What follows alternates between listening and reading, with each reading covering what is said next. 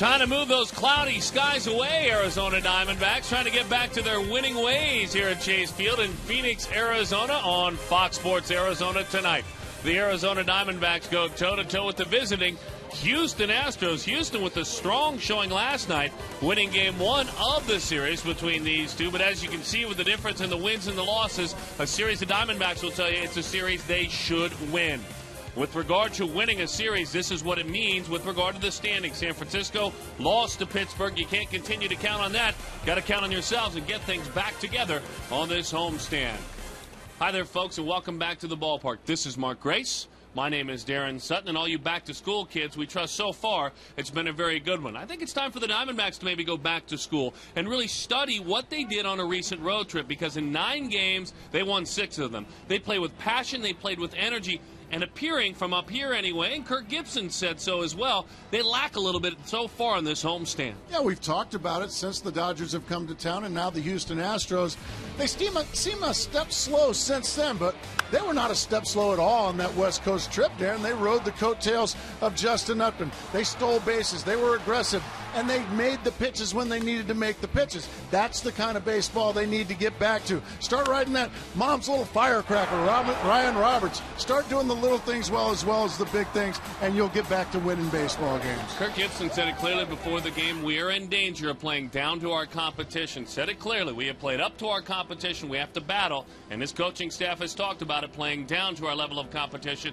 That is key. And you can't look aside. A young man on the mound by the name of Jordan Lyles, his last 3 starts have been solid for the Houston Astros, against the Cincinnati Reds, against the Milwaukee Brewers in Milwaukee. Jason Marquis, his time he pitched against the Houston Astros, he was fabulous. Yes, he was. And he's going against Jordan Lyles. Jason Marquis now, he's coming off one of his best starts the last time he faced the Houston Astros. His last start against San Francisco, certainly a forgettable one, but he's coming in with some confidence. He knows he's had big-time success against these hitters he's going to face tonight. He's going to need to, because Jordan Lyles, the top prospect, pitching prospect in the entire Houston organization. We need to stay positive tonight. We got to stay positive. You've been getting too negative. Let's start getting raising the energy level. Raise the energy level up. All go. right, you folks at home, raise it up. And in return, the Diamondbacks promise to play a solid brand of baseball as well. Maybe Willie Bloomquist back in the lineup. Maybe his energy. He is well rested. I'm told he is actually back in bloom, they tell me.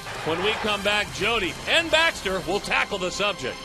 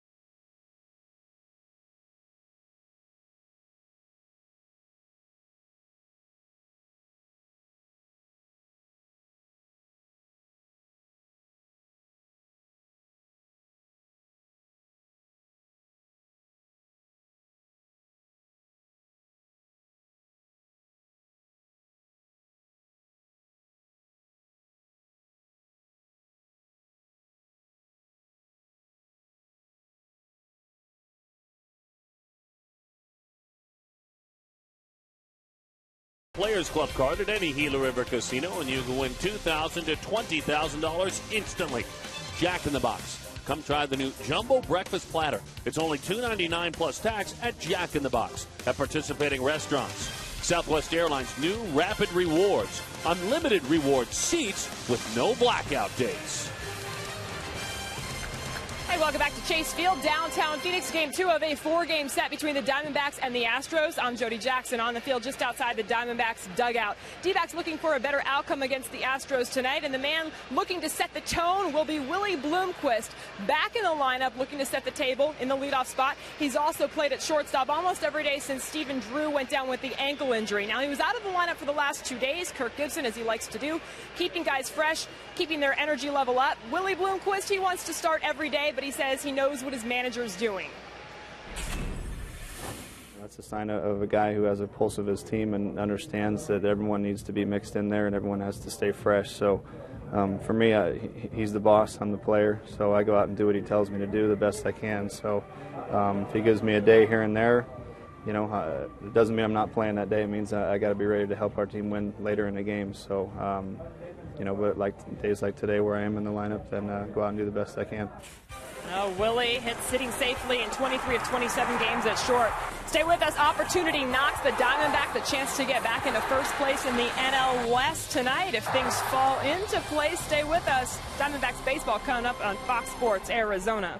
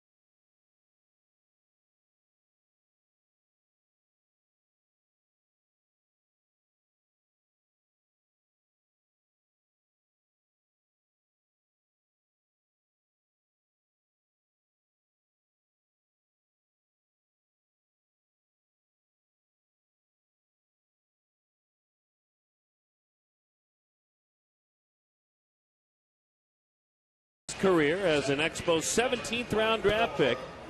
A long time with Terry Francona on the Red Sox staff. Let's take a look at his starting lineup, and again some names we're continuing to get to know. Boy, they introduced themselves last night, by the way, these young players. Did they ever? Bourgeois, Altuve, Martinez, Carlos Lee, Bogusevic is batting behind in right field. Sanchez, Paredes, Quintero, and Jordan Lyles has been good of late and has been very good on the mound as well. Jason Scott Marquis is 32 years old.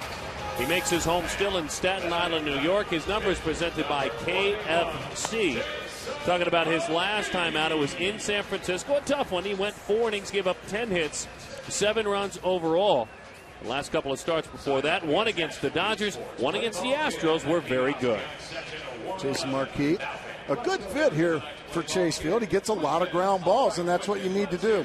Long fly balls tend to go in the seats here at Chase Field.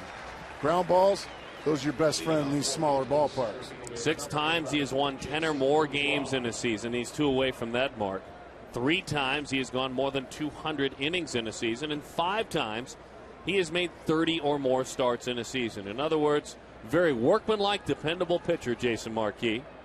Acquired for the chase for the pennant by the Arizona Diamondbacks. Ready to roll here at Chase Field. Glad to have you with us. Over the inside corner, it's strike one at Jason Bourgeois. 314 overall, 331 on base. He was hitless last night. One of the few that were hitless. Exactly, and just about every single hitter, save for Carlos Lee in this Astro lineup, runs very, very well. Houston tied a season mark with 16 hits last night. Good sinking fastball. 1-2 the count. As a matter of fact, the Houston rookies really took it to Daniel Hudson. I mean, we're talking about rookies. The rookies last night were 10 of 23. That's the Houston rookies. Golly. Bouncing ball out to short. Willie Bloomquist. On across to Paul Goldschmidt. Let's take a look defensively for the Arizona Diamondbacks. Parra back out there and left. The regular outfield. The regular infield, of course, was Stephen Drew out for the year. Miguel Montero, the regular catcher, back behind home plate. And Willie, a couple of days off. Kirk Gibson said he needed it. Otherwise, he would ask himself into the lineup. When you're not used to playing every single day, and you're just another year older, and you're in a pennant race, the body takes a beating. That's a very difficult thing to do. Have that kind of change in your career on the fly. Well, we got to know this young man last night out of Venezuela. Stands about 5'7". Jose Altuve. When he's standing on a couple phone books. I mean, he had a huge night last night. He's fun to watch, though, isn't he? If he's 5'7", I'm 7 foot. I spent some time talking with him today, and I'd say about 5'6", if that. But he can play this game, boy. He said last night when he stepped into the batter's box, now mind you, he's from Venezuela. Miguel is as well, Montero, but more of a senior member from Venezuela is Henry Blanco. Right. Blanco gave him a very quick welcome and reminded him, we're not going to take it easy on you. Now, Altuve, respectful, could have said the same thing back. Is that before or after he ripped that double down the line? That's the thing. Rolled out to third. In time for the out. Hustling through the bag. Young Jose Altuve on a ground ball out to third. Good to see Jason Marquis. Back-to-back easy ground balls to the left side of the diamond. That means that stuff is starting to dive, and these Houston hitters are hitting the top of the baseball. And that's what he has to have to be successful. You see that ground ball to fly ball rate. That's in the top 5 in the National League. J.D. Martinez. Boy, it is a heavy sinker. I mean, a good late diving one. 1-0 the count to Martinez. Homered last night to right field.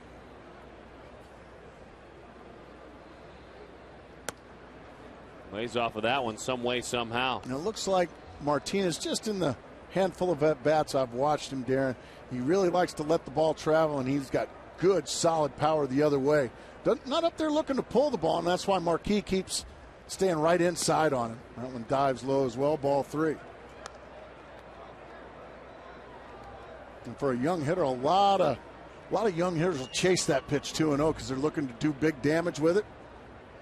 Kudos to Martinez for letting it pass. 3-1 the count to J.D. Martinez, 20th round pick of the Astros out of Nova Southeastern University down in Florida.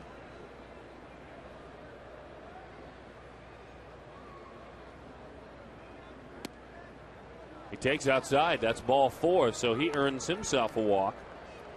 It's a unique approach how he gets that foot down, kind of stands on his tippy toes, so completes his stride real early. Was plenty patient at the plate. Now, Carlos Lee had the night off last night. The big fella's in there. El Caballo. Nearly 1,300 career RBIs. He's got another year left in Houston after this season.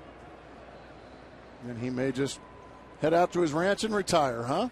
He's got a ranch in Panama, has a ranch in Texas.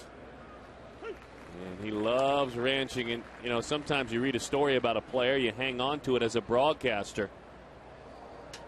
And you can see a lot of matchups between the two. They have gone the way of Carlos Lee. And they don't really apply. I mean, yeah, he at one point was this or that, or he drove cars in the wintertime. That one is a strike. With Carlos Lee, the story that was put in his bio in year one is still there. He loves farming. He loves ranching. It's his escape. He's made enough money to buy many a ranch, but he still likes to put the work boots on and go to work. How about those career numbers? Absolutely. I mean, that's doing it. 0-2 the count.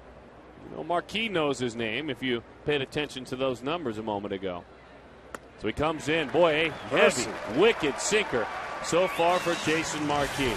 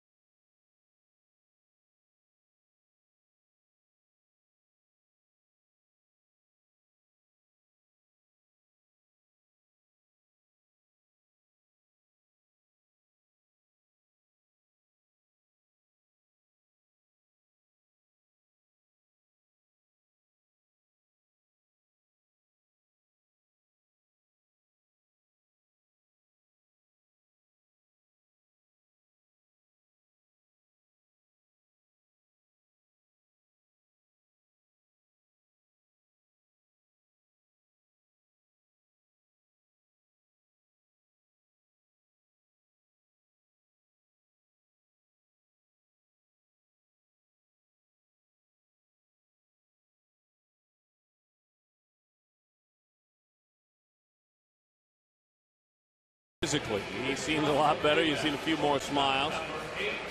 So the last few nights have been awful for him, battling the flu, as Willie Bloomquist will lead it off. Ryan Roberts, Justin Upton in the 3 slot. We'll give you the entire lineup in a moment. Facing a young man, and when I say young, I mean young. He's 20. He'll be 21 on October the 19th. South Carolina young man, Jordan Lyles, going to work against Willie Bloomquist. The big fella rocks and fires, and it's bunted foul. Big tall drink of water. At 20 years old, as we mentioned, disregard the wins and losses. His last 3 outings, he has been respectable. He has been good against Cincinnati, good against Milwaukee, on the road, and at Wrigley Field as well. 3 runs or less in all the outings. Bouncing ball snagged. Nice play, by the big fella. Took away a base hit from Willie Bloomquist. Sticks that paw across his body. And a very nice play.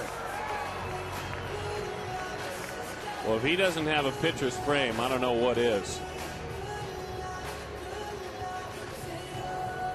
Ryan Roberts higher up in the batting order, according to Kirk Gibson, just simply put, because he's been getting on base all the time.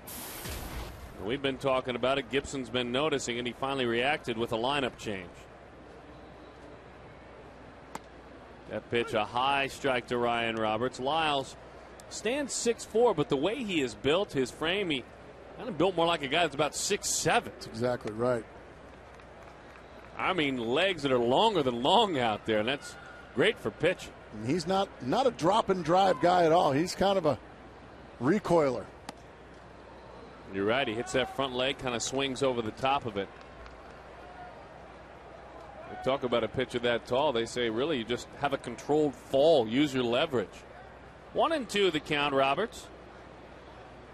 In his last 10 games, he has been on about 60% of the time. Swing and a miss. He goes down. Not that time. When you see 90 and 91 thrown above the letters And that's the letters on Ryan Roberts' chest that say D-backs. You know you got a little extra life to your fastball. I mean, this pitch is about beard high on Roberts, but he chased it.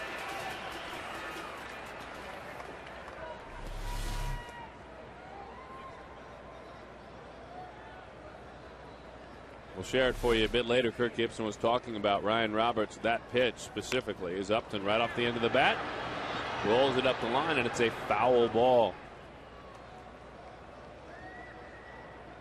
22 home runs, 68 batted in for Justin Upton. He's on a mini roller coaster, if you will. He put together 63 at-bats for Upton. The first 31 of those, he hit .516. The last 32 of them, that batting average a little bit lower.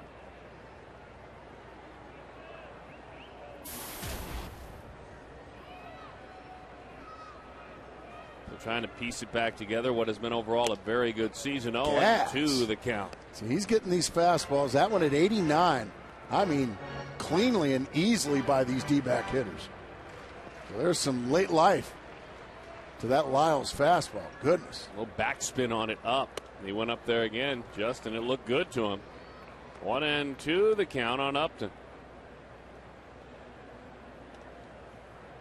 Upton had a span of 11 games in which he had 14 extra base hits.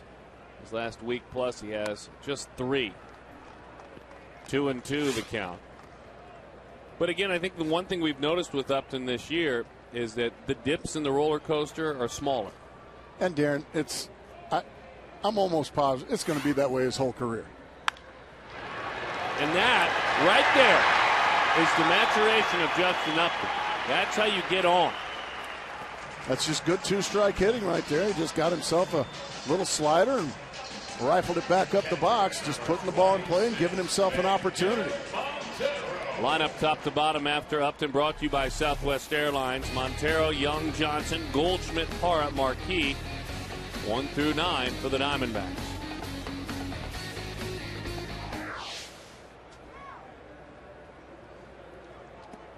So we will see if Upton chooses to get it going.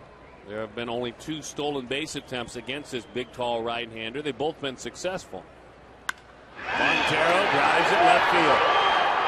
It's over the head, up against the wall. Upton racing on around. Come on down, says Matt Williams. The Diamondbacks are back, and they lead it 1-0. 2 hitters that were slumping find their stroke in the very first inning. And for Miguel Montero, you know he is searching and finding his stroke with an approach like that. The way Justin Upton scored from first on that, you'd have thought he'd have been running on the pitch. He was not. He was flying around the bases. Montero waxing. That's a good sign for Miguel when he starts to hit the ball the other way with some authority. Now it's off to the races for Justin Upton. He hits every bag in stride. That's a big young man flying around the bases, scoring easily. Justin Upton, I'm telling you, scored easily right there. That was pure speed. So the boys are back flexing it a little bit. Montero was 7 for his last 40 prior to that. And he had just 1 extra base hit, so you know that feels good. 25 doubles this season for Miguel Montero. High tally for a catcher. And now Chris Young. 1-1 the count on Chris. It's a positive night here on this telecast, Darren. Sure, it's 1-0. We're not going to worry about the losing 4 out of the last 5. It's a positive night here. I would agree with that. They should worry about it. We're not going to. Could possibly be in first place after tonight. Or a game and a half back. Well, that's true, but I'd rather look at the positive side of things. 2-1 the count. Well, this team has earned the positive respect. That one is belted left field. Racing back. There to make the play out there is Martinez. Miguel Montero, he was struggling. Justin Upton trying to find his swing for a week and a half. Both of them got it done. The Diamondbacks, I'm positive, lead it 1-0.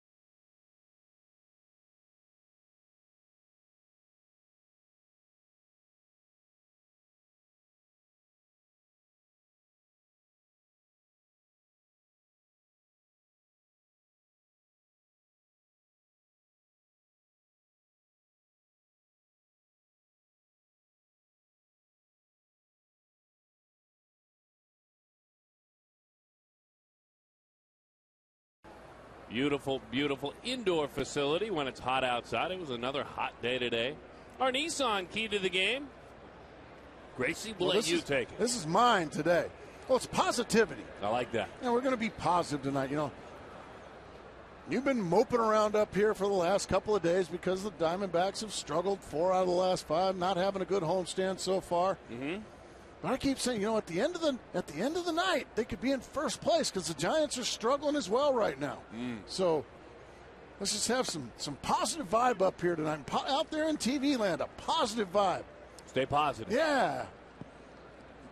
Let a smile be your umbrella tonight. Well, smile is a frown turned upside down. Doggone it, Darren. Okay, come on. Key to the game, positivity. I like it. See, that's the good news right there. That's great news. It's been a great year as that one is inside. Bogusevic has to hop out of there. Young man out of Tulane that originally was drafted and signed as a pitcher. 10 of 46 in the major leagues this year, and he takes a sinker that is low. 3-1 the count. Mark Egan not getting that low strike call from home plate umpire C.B. Buckner. He's wanting them, but Buckner so far has been pretty consistent. The 3-1.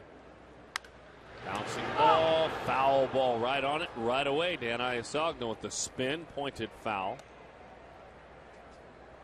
And a smile to go with it because he's positive as well. He's positive it was a foul ball. Not sure how positive Bogusevic was, but he had a couple things to say. Is he? You sure about that, Dan? Oh, I'm positive. 3-2 the count. He'll be just fine. Bouncing ball into center field. I'll tell you what, Upton with a great approach. Now Bogusevic with a similar approach, using the big part of the ballpark. A situation where a pitcher just doesn't get himself in fielding position. Watch. He just turns his back. It's tough to field a baseball when you got your back turned to the hitter. You see a lot of that. It's not just Jason Markey. Lots of pitchers anymore finish across their body and they're not ready to catch the baseball when it's whacked back up the middle. Best I ever saw is Greg Maddux at field in the box. And he sets the standard, which is almost unfair to other pitchers because you have to be comfortable on your follow through. The tough thing for Marquis, not far off though, that time before he was. The tough thing for Marquis, which puts him in a similar world of attack as Greg Maddux, is that he's going to get a lot of balls back at him as a sinker ball pitcher. That's exactly right. We saw the leadoff man for the Diamondbacks, Willie Bloomquist. Jordan Lyles, perfect fielding position, stole one from him, ended up being a comebacker. Right over the outside corner, 1-1 the count. The one thing you can look for is ground balls. We pointed out earlier that means double plays. Kirk Gibson was saying before the game that he thought his defense needed to be better aware of Marquis and his stuff. They were aware before, and the balls that were hit that were clean base hits weren't just seeing eyeballs. And he said it helps the second time through working behind a pitcher like Marquis. Because if you're an infielder, if you were playing behind him, Gracie, at first, third, short, second, you better be ready. You're loving it. You're on your toes every single pitch because you know most likely it's going to be hit on the ground. And as a first baseman, any ball on the ground, you're involved, whether receiving the throw or receiving the ground ball itself.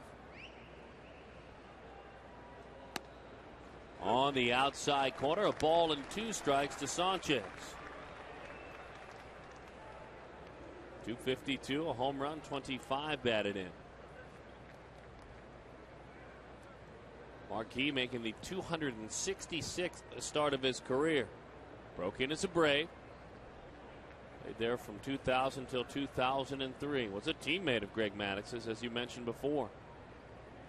Broke his bat, popped it up, tough break. It's in there for a base hit, unless.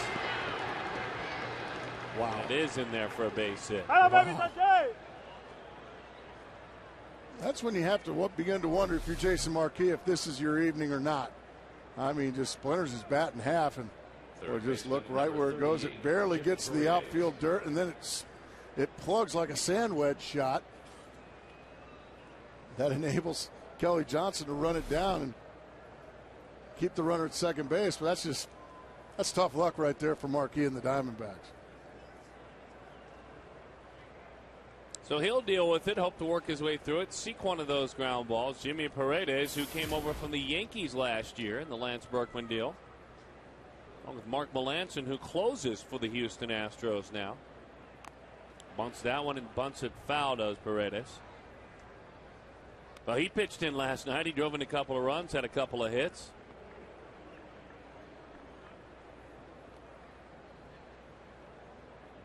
Paredes played a couple of spots down in the minor leagues, third base, second base, down in Corpus Christi in Double-A, hit .270, homered 10 times.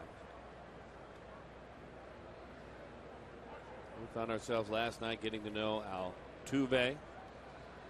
Found ourselves getting to know J.B. Shuck out of Ohio State. He's not in there. We had a good night.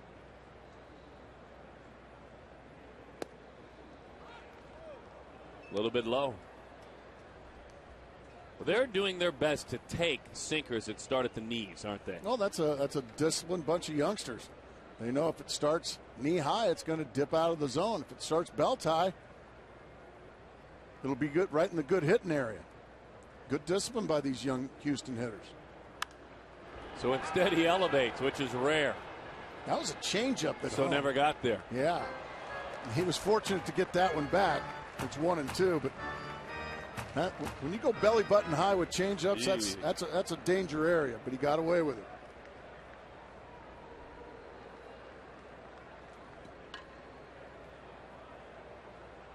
One and two the count.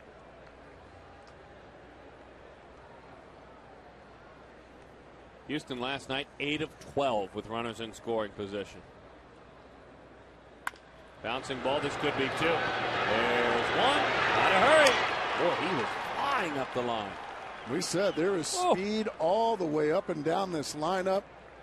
That's as routine a double play ball as you see, and easily beating that throw is Paredes. I mean, they do it as well as you can do it, does Bloomquist Johnson. Look how quick, easily a step past.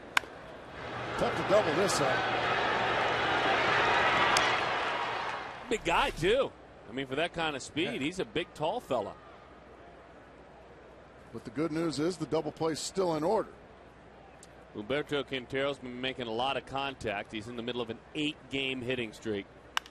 He makes contact there. Diving attempt. A run scores. Big wide turn. Is there an out to be had? There is not. So an RBI there. And a 9-game hitting streak by Quintero. That's 18 RBIs this year. And we're tied right back up at 1 apiece. A lot of ground balls, but they seem to be finding other places besides Diamondback gloves.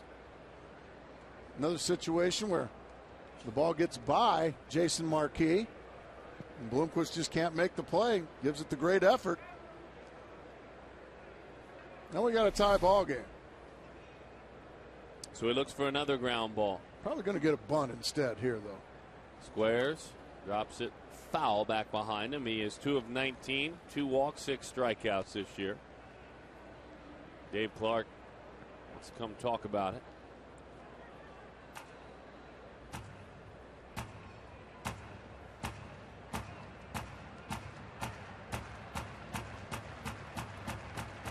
Come on, you pitchers out there. You can take a sign like a hitter, I would hope.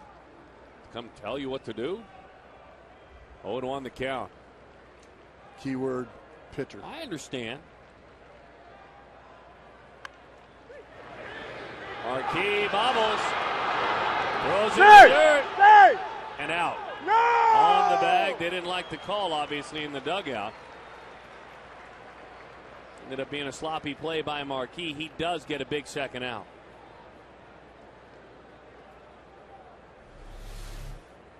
Yuck. Boot it up now. Just whoa. I don't know what that was. What a great play there by Kelly Johnson. Staying on the bag. Does he keep his foot on the bag? He sure as heck does. Boy, it was close. It was close. Oh. But he made the play. But boy, Jason Marquis, almost his own worst enemy there. Wow.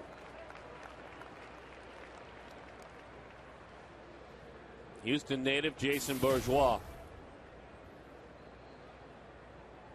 Bourgeois used to go up and watch Astros games at the Astrodome when he was a young man. As a matter of fact, his father had a job for a while in the ticket office with a ticket booth selling Astros tickets. Popped up. Kelly Johnson.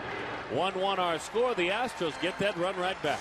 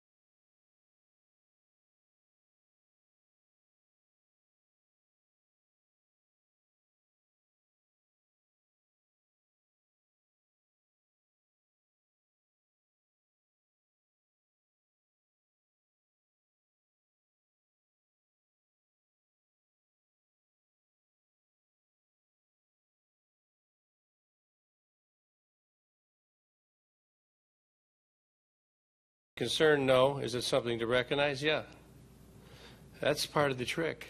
Getting to where we want to go is you have to be able to, like, could we play the way we played against San Francisco every day? Is that in reality? Is that fair? No, we can't do that. There's a time in the season when you get closer to the playoffs, closer to the end of the season, where you have to go every day, every day. So it just doesn't work out that way. Our Geico quote, Kirk Gibson. He was very thoughtful today and had a lot on his mind. If you hear that clearly, and I know whenever Gibby speaks, most of us listen very clearly.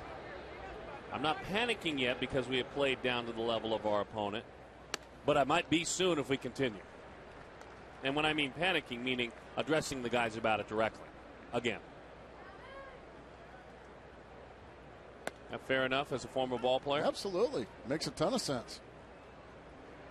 Like you said, that's part of the trick. Well, that's stunning. Kelly Johnson, high fly, left field. On 3-1, but there's room. Kelly, a career .300 hitter against the Houston Astros, is erased on a fly out to left. First baseman, number 44, Paul Goldschmidt. He's 4 of 21 in the major leagues after hitting 83 minor league home runs. A little bit more than 300 games. Speaking of a Texan, here's another one, Paul Goldschmidt. He's got 3 walks as he takes a strike over the outside. 0-1 the count on Paul.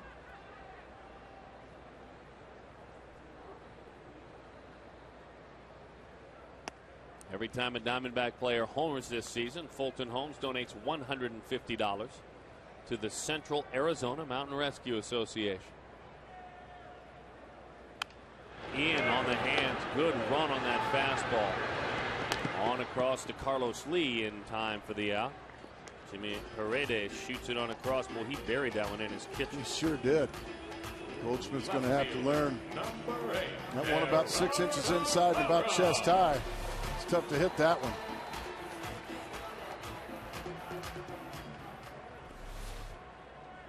So 2 outs, Gerardo Parra. Parra has seen his playing time diminish the last week or so, with Colin Cowgill seeing a few more assignments.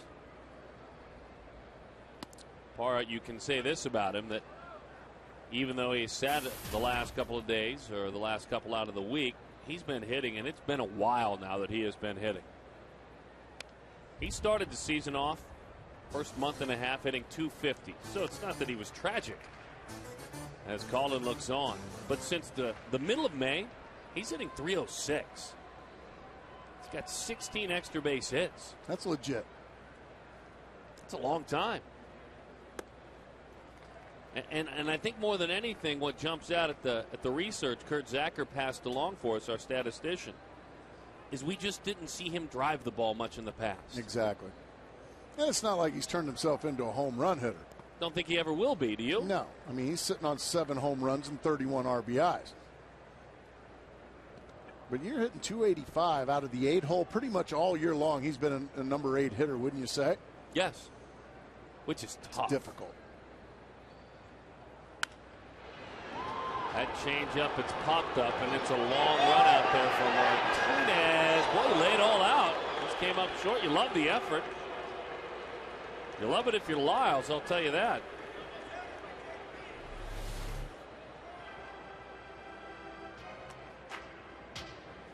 It's nice that those walls are padded out there, though.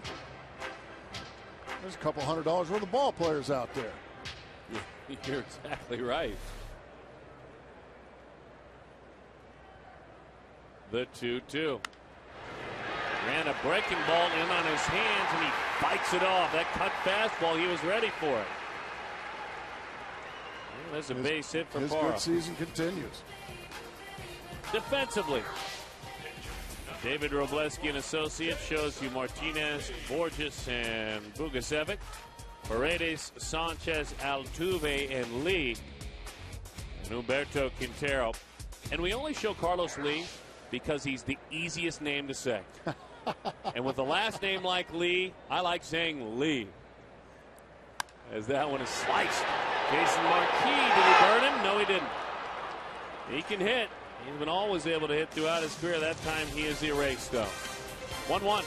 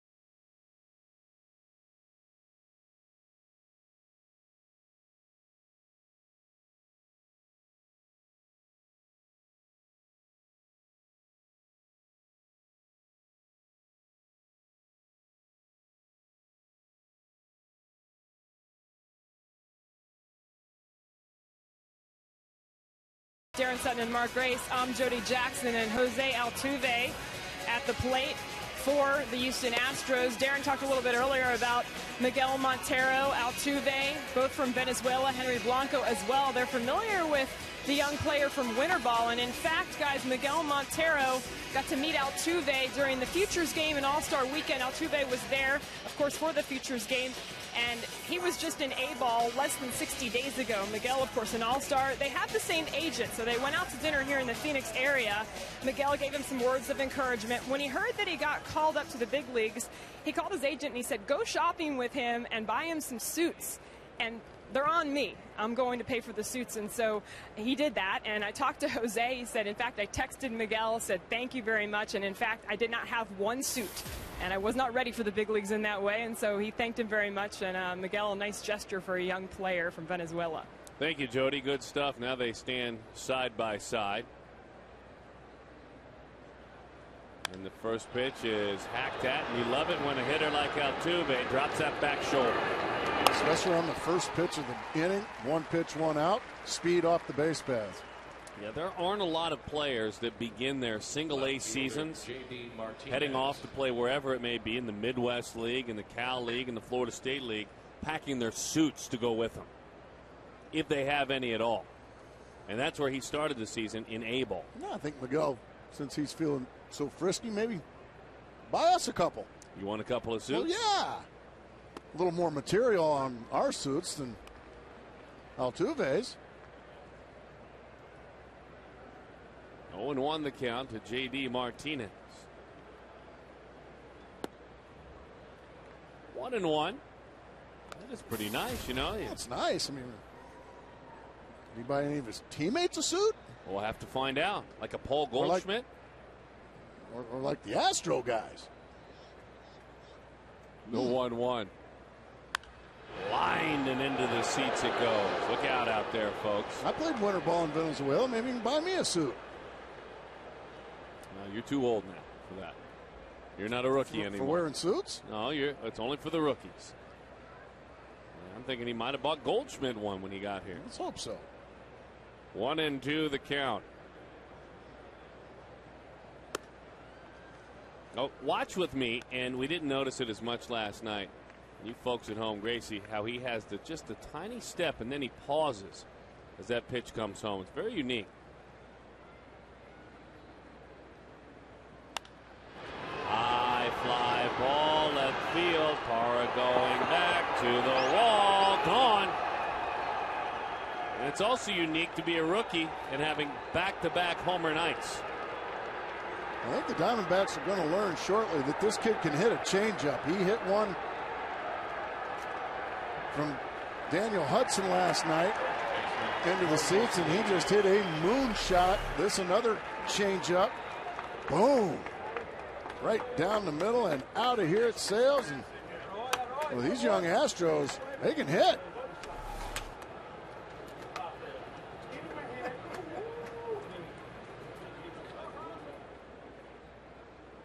Carlos Lee has that one bounce in front of him. 1-0 the count. We're talking to Altuve for a little while today. Talking to a couple of members of that Astros locker room. J.B. Shuck.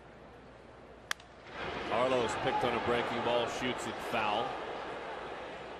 Clint Barmas as well. They had fun last night. I mean, when you're having a year in which you're mired 40 games below, you smell the roses when they sprout briefly. Well, sure. And they really had a good time. They were confident. They, to a man, said we needed a night like that. Yeah, because they had just gotten swept by the Milwaukee Brewers at home.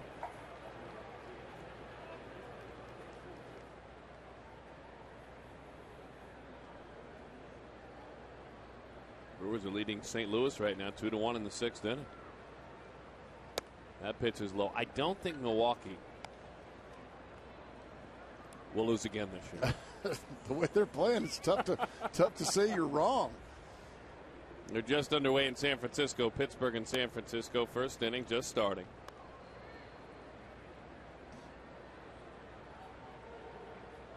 Three and 1 the count. Marquis will get a new baseball to face up with Carlos Lee. Carlos didn't much enjoy his recent homestand. We talked about the Astros struggles. He was 3 of 20.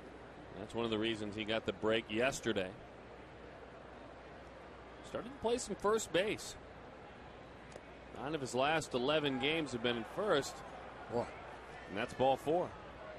A 3-1 slider almost in the other batter's box. Celebrate back to school with free tickets for kids. For the remaining games versus the Astros this week, kids get in free. Just purchase an adult ticket, and kids get a free ticket in the same section. To get this offer, stop by the Chase Field box office or call 602-514-8400. In the same section. A bunch of you took advantage last night. A bunch of you, it looks like tonight, are taking advantage as well. A couple of more ball games. We'll see you down here. It's wonderful. Get you and a buddy, you and your wife, whoever in your neighborhood, and bring the kids. Bring them all. Bring their friends. They'll put them right there with you. And they're not paying for their seat. No homework yet, too, early in the school year. You know, they're not going to lay a ton of homework on you early on. High fly ball. Bogasevic drives it into left center field. He drives it out of here. That ball's crushed the other way. All of a sudden, Jason Marquis getting hammered here. Kind of feeling what Daniel Hudson felt last night from these young Astros. I mean, these bats are making loud sounds. Anything in the middle of the plate is, oh man, is that ball hammered.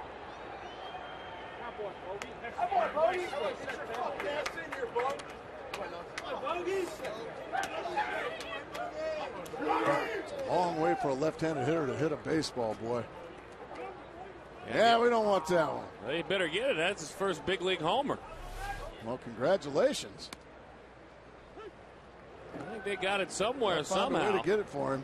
That's impressive. Major league home run number 1, and you know what? As you said, he'll remember that one. Doggone right he will, because he far from a wall scraper. Because he killed it.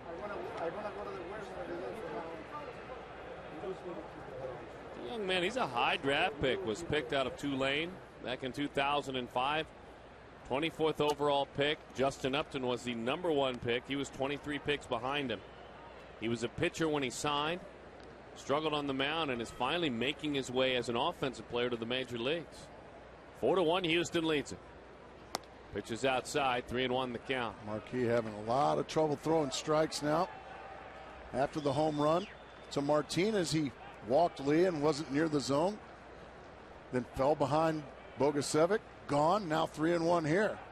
Bouncing ball, this out to short. Willie in time for the out. And that's what Marquis does best. Just use a little sink, take a little off of it, let him beat it into the ground. Third baseman Jimmy Paredes. The good news is, well, kind of like last night, a lot of ball game left. Plenty of ball game left. So be positive out there, folks.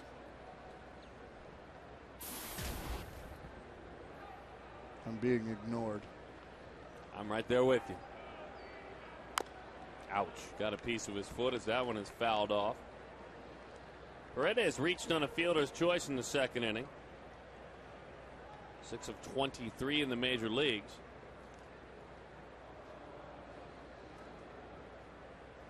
He was in big league camp with all the players that are down there. Most of them have been traded away. Guys like Michael Bourne, Jeff Keppinger. That one stays high. One guy they did not move that they still might move. Pitched last night, Wandy Rodriguez. Belted. That's a fair ball. Rolling up against the wall. Picking him up and putting him down. Upton struggles with it out there, so he's heading to third. Into third he goes with a slide. He's in there safely. Another hit for these hammering Houston Astros. All the way to third goes Paredes. That's probably going to be a double and an error on Justin Upton. Catcher Humberto And boy, just another rocket off the bat of a Houston Astro. My goodness. Justin plays it cleanly, but then he tries to barehand it for some reason. And once he kicks it on to third base, we've already seen the speed of Paredes. He is flying. And then he sees he's going to stop there, and then he sees the ball get away from Justin. And that extra gear that I never possessed, well, he kicked it right in. 2 outs for Humberto Quintero, who's already driven in a run. I'm walking him. With the pitcher on deck. Into the dirt it goes. Boy, that is risky business. For that reason right there, Darren. That goes to the backstop. It's 5-1. You throw a bunch of sliders down and away in the dirt. You risk a wild pitch.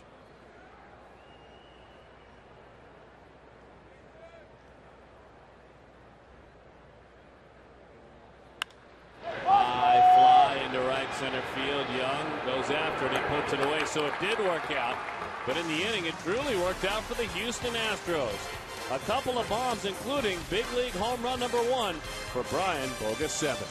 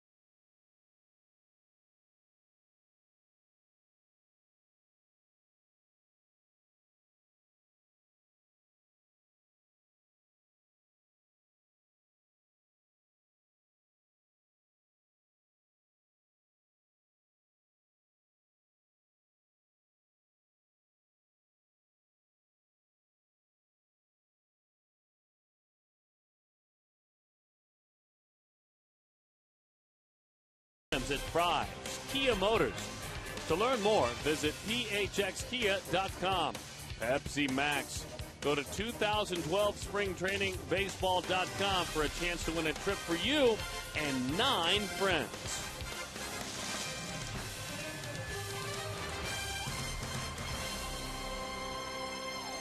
Now, time to go to work for these Diamondbacks. They trail the Houston Astros by a score of 4-1. It's at the top of the order, where Willie Bloomquist takes the assignment. Grounded out to short back in the first inning. Actually, better say grounded right back to the mound. It was gloved by the pitcher, heading to short. Big fella on the mound, Lyles, gloved it. 1-1 the count on Willie. Again, Lyles, 20 years old. Picked out of high school, Hartsville High School in South Carolina. Born in Florence, South Carolina.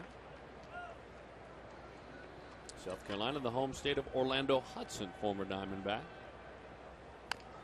Buried it in. Boy, he has had some success with that. Oh, we saw Paul Goldschmidt, we saw Paul Goldschmidt chasing one up around his neck and inside. Now we see Willie Bloomquist on a 2-1 pitch running up and in around his chest area. I mean, that ball has got to have some late bite because those balls are almost a foot inside that these Diamondbacks are swinging at.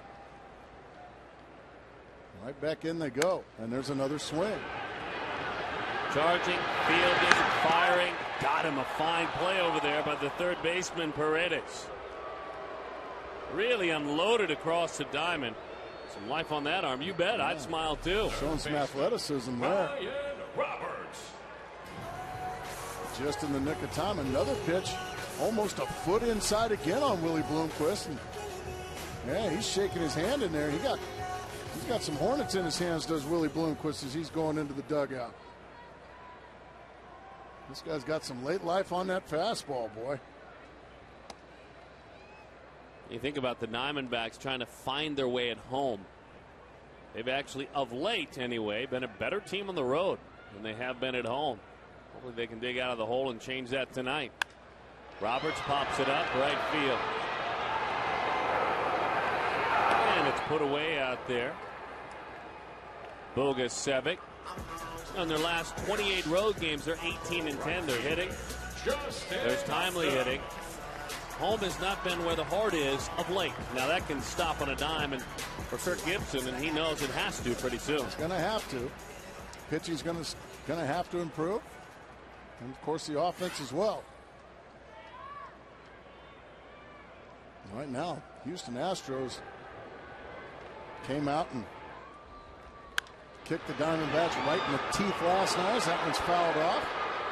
And then come right back again here tonight, and this time put the right boot right into the mouth of the Arizona Diamondbacks. There are a lot of young players, as that one is over the outside corner. And Kirk Gibson mentioned it before game one of this series. He found out about it yesterday. Hungry young players. Yeah, I guess so. And we're seeing it up close and personal. That know that they're playing for a chance to be here next year. Tried to go in and ran it in. Another chase on a fastball, almost a foot inside. Jordan Lyles, don't be so mean.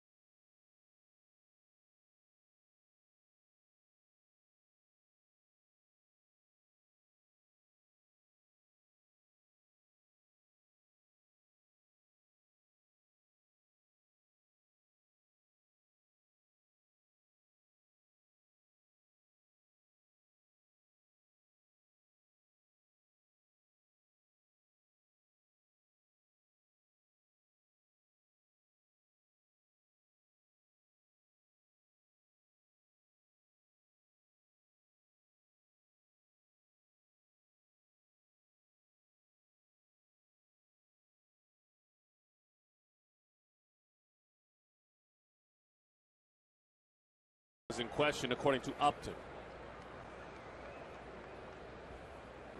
Yeah, you can see obviously he's not happy with that.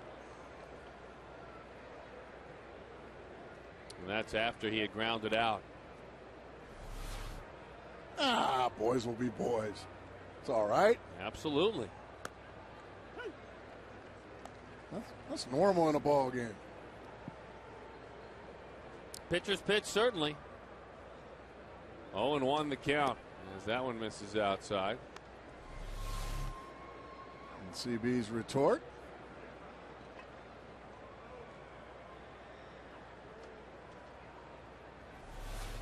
One and one the count.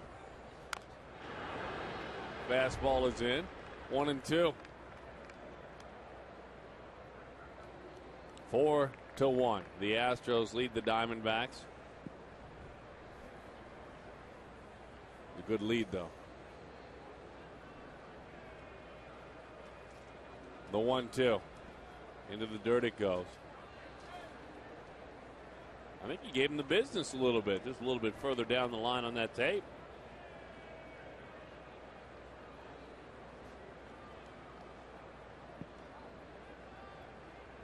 Well, they'll both be just fine. Exactly. Boys will be boys. Swing and a miss out front of a changeup. This is what there you go. That's what you were leading to. Jason Bourgeois. Get your fanny out there and play right field.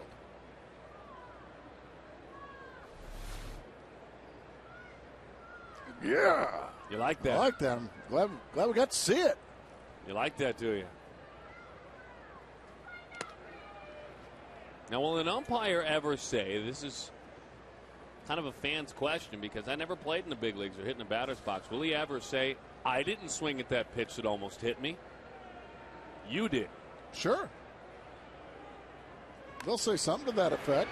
That one is bunted. Miguel tried to steal a fair ball. Good effort, but it was foul. They'll say something to that effect. Like, for instance, you get what I'm saying. Like, for instance, if you swing at that pitch, if you swing at a slider down and away for strike 2, and then the next pitch is a fastball on the outside corner that you think's a ball and the umpire calls it a strike, and you say, well, wait a minute, isn't that ball outside? They'll tell you, how would you know? You just swung it 1 foot outside, down and away. I like that. And you're going to ask me about that one? So yeah, they've got their defense mechanisms. Looks like a pretty good pitcher's pitch. High fly ball left field. It was outside, but it was a strike according to C.B. Buckner. Exactly. Well, that's the hitter in me. Absolutely. And the positive guy in you too. Jose Altuve. Well, I'm positive that Justin and CB were barking at each other. I like that. It's good, healthy banter between an umpire and an all-star. I don't blame Arizona for wanting to bark to get a little frustrated. That's the first fire I've seen here in the last 4 or 5 games. I like it. 0-1 the count. Get a little ticked off. The slider stays high. 1-1 the count. You want him to see him taken out on the opponent, not the umpire. You want to beat the opponent, not buy him suits.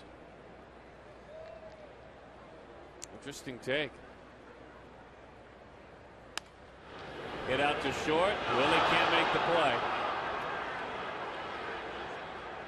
So that's the second error of the ball game for the Diamondbacks. Upton with an error earlier in the ball game.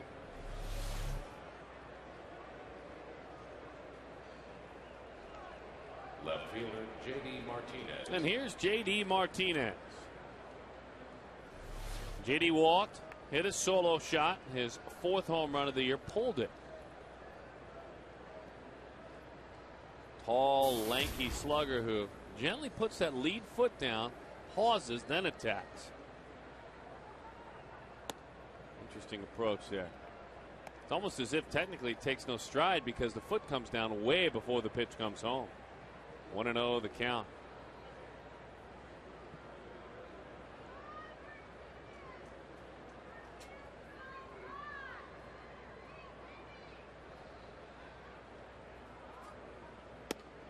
Boy, locked him up on a bender. 1-1 the count. 4-1 the score. The Astros on top.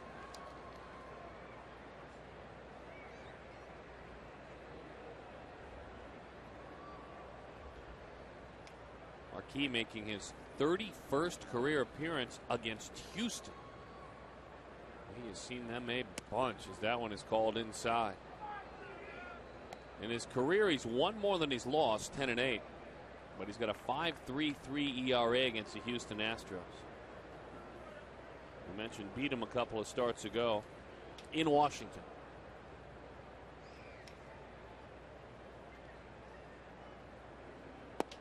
3-1 the count. Boy, showing amazing patience is this youngster just out of Double-A. He's laying off some sinkers that are, and they are out of the zone, but just out of the zone. Most young, especially sluggers like this one, they're flailing at that one. Showing a lot of discipline. Very impressive.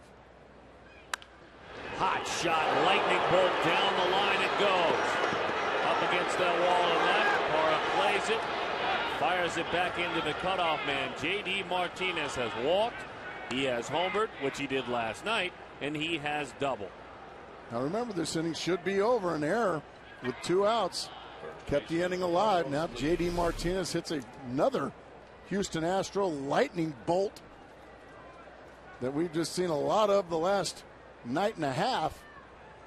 Parra plays it very well, and that keeps Altuve at third base.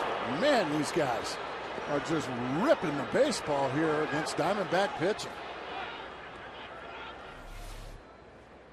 And these are all extra pitches here that Marquis is having to throw. He's already in the mid-70s with his pitch count. 0-1 the count with a breaking ball away. Marquis fastball, slider, he just threw one there. He'll throw a cut fastball as well with a changeup. He'll throw a lot of everything so far in his 22nd start of the season. Carlos hits it into left field. It's a base hit. One run is in. Parras throw to the plate is with the tag, not in time. Lee moves on up to second base. The Houston Astros lead the Arizona Diamondbacks 6-1. And Jason Marquis, these will be unearned runs. Remember the error earlier with 2 outs. Allowed these extra hitters to come to the plate, and these Houston Astros are making the Diamondbacks pay. A little bit of an extra hop here from Gerardo Parra. Couldn't get it out of his glove, one extra hop. And that allows Martinez to get underneath the tag of Miguel Montero. These Houston Astros have come out and landed another haymaker right out of the gate. Very impressive. The Houston Astros have 24 hits in their last 13 innings of swinging the bat. So yes, there have been some miscues, but there's been a bunch of hits. Any pitcher will tell you these guys should never be coming to the plate.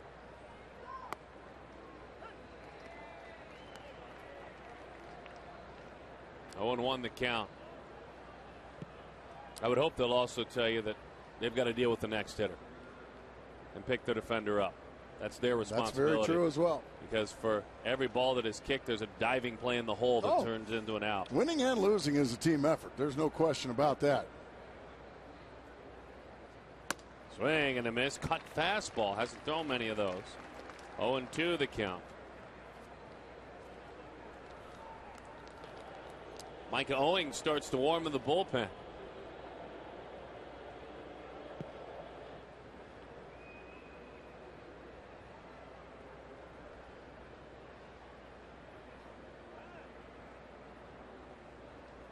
Well, don't you know these Astros and Brad Mills? They love the sounds of silence that they've created in this ballpark. Simon and Garfunkel couldn't have said it any better. The 0-2 into the dirt. Miguel keeps it with him. Nice block there with a runner on second. 1-2 the count. No score, by the way, in San Francisco, California. Pirates and San Francisco Giants. That game's in the second inning now. Bottom half of inning number 2. Pittsburgh and San Francisco. We, of course, will keep an eye on it for you throughout the evening.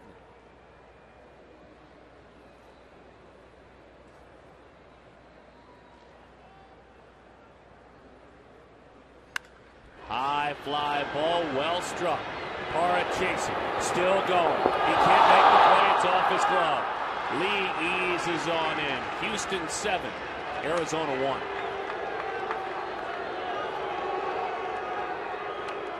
Well, this young man is now a triple away from the cycle. He's had an impressive night.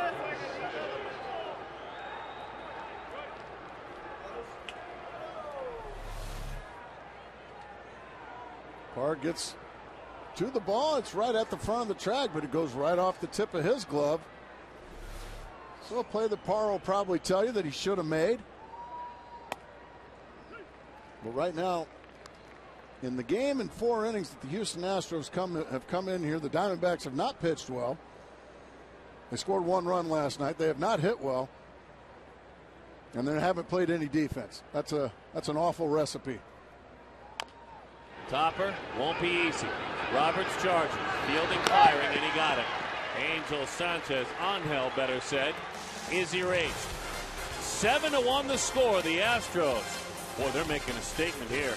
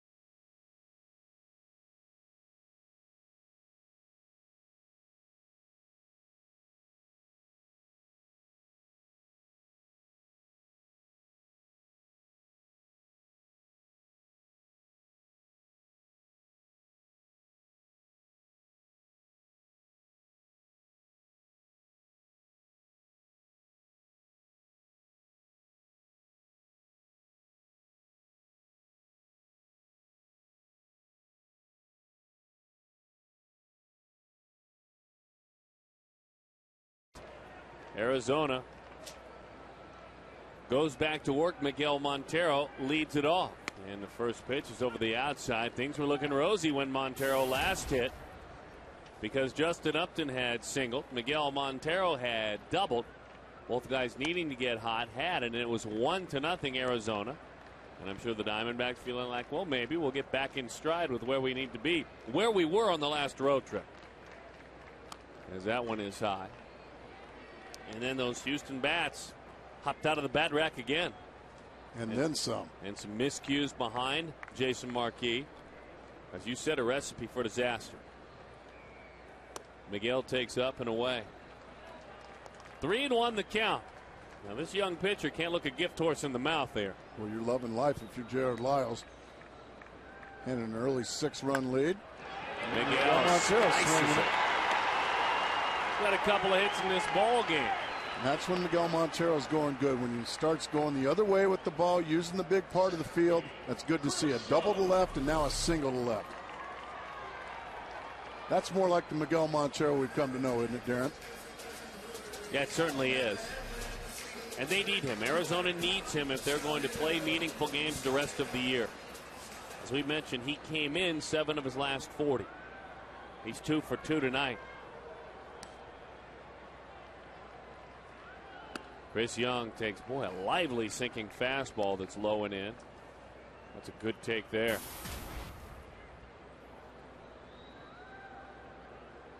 He's right around the break. Chris was battling a bit of a hand injury, and 1-1 the count. Just hasn't seemed to drive the ball like he wants to, or that we've gotten used to. He does not have an extra base hit in his last 12 times. Meaning 12 games, better said, as that one is hit hard. Well, he just changed it. You asked for it, you got it, say Diamondbacks fans. Chris Young out at third is Miguel Montero.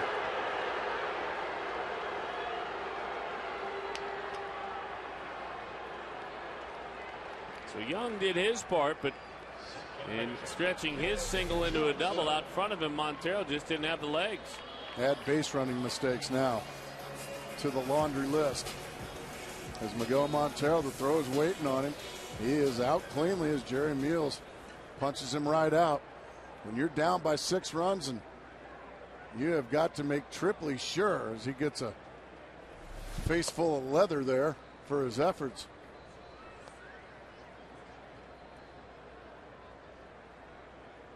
So, check that, by the way, what I just told you. They have ruled that a single. Well, you have to. And he just went to second on the throw to third base. Because if no one was on base, that would have been a single? Well, because if there's a guy on first and he can't get to third, it can't be a double. Well, you're right. But what if no one was on base? If no one was on base, we'll never know, because the throw would have gone to second base instead of third. Kelly Johnson, high fly ball into right center field. Tracking it. There to make the play for the out. Young will tag. He will head to third. And he moves up. Tonight's text poll is presented by your Valley Kia retailers. You can send to receive a message from Kia Motors of America. Other than Justin Upton, who is most important down the stretch? If there's an E, all of the above, I'd vote for that one. A, B, C, or D to 36929.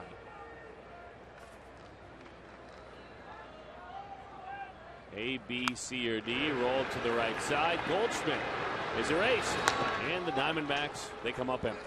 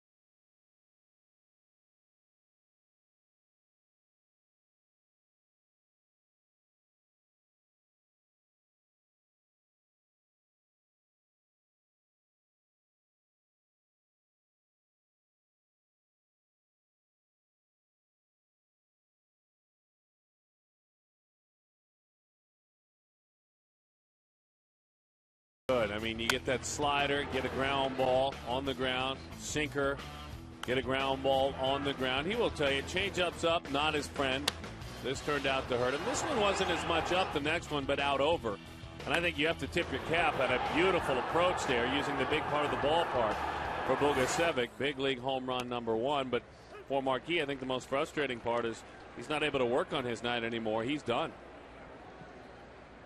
The Houston Astros have just come out and shown so far the Arizona Diamondbacks that they mean business. Yeah, we're 39 games under 500. And yeah, we're playing out the string, but we plan on playing you hard. Good numbers on our Verizon call to the bullpen for Micah Owens. But the bullpen taxed a lot more tonight than they planned on it. They've been good lately. I mean, their last 9 times a member of the bullpen has gone to the mound last 9 games. A 1.5 ERA. And he's part of it. Swing and a miss. Gas. Good evening, Mr. Paredes.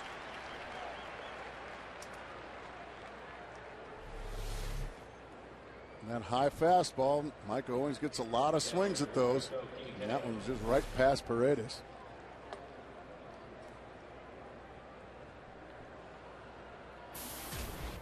Here's Humberto Quintero. You got a lifesaver? I need a lifesaver. Do you? Ooh, Miguel off that face mask. He is all right. His counterpart checks on him. I got a moon pie for you. A moon pie will always make you smile. There you go. I'll take a moon pie in between innings. That's something to perk you up a little bit. Yeah. Pick you up. Put a smile on my face on a positive night. 0-1 the count.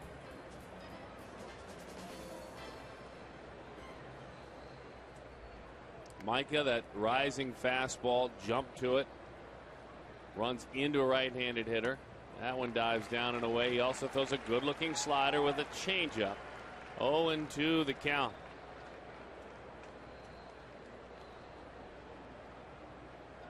A tough night for Jason. He went 4 innings, gave up 9 hits, 7 runs, 4 earned, a couple of walks, a couple of strikeouts. There's that jumping fastball. Quintero is done, and there's Micah Owens doing his thing again. We can't really explain why, but we tell you the effect is good. 88 miles an hour, and right by another Houston Astro hitter. And you can see just how tardy that swing is from Quintero. That one. Micah Owens coming in and restoring some order quick. Right off the end of the bat, Kelly Johnson puts it away. 1-2-3, go the Astros.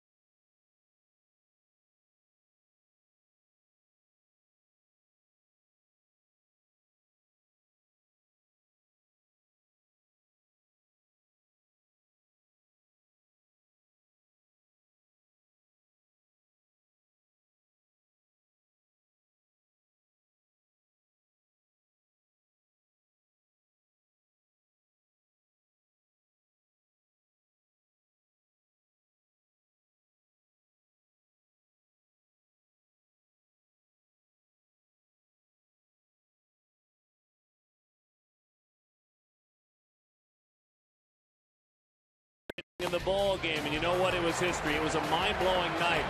Struck out 2 Reds in each of the first 3 innings. He blew away the side in the 4th, the 7th, and the 8th.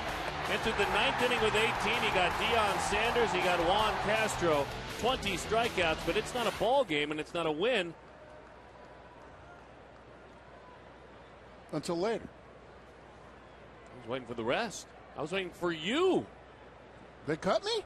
No, you didn't get edited out. There's no way. 0-1 the count. Gerardo Parra. That was a shining moment for me, and I got my heart ripped out. It's right here in the script. It's right here in the script. Man. That one is away. 1-1 the count. Well, Randy celebrated and certainly was excited, but he walked off the mound with that celebration with his team losing. So he was excited about his individual accomplishment, but it didn't become a Diamondbacks and Randy Johnson victory, folks, until Mark Grace tied the game with a double. There was a bases-loaded walk. Matt Williams worked his way on. Then it was a Diamondbacks victory. Thank you, Darren. You're welcome, Gracie. What a moment. Had good video of it, go. too. 2-2 the count. We'll Had see really it here in good a minute. video of it. That's good looking out on your part, partner. Thank you. I've got your back about 30% of the time.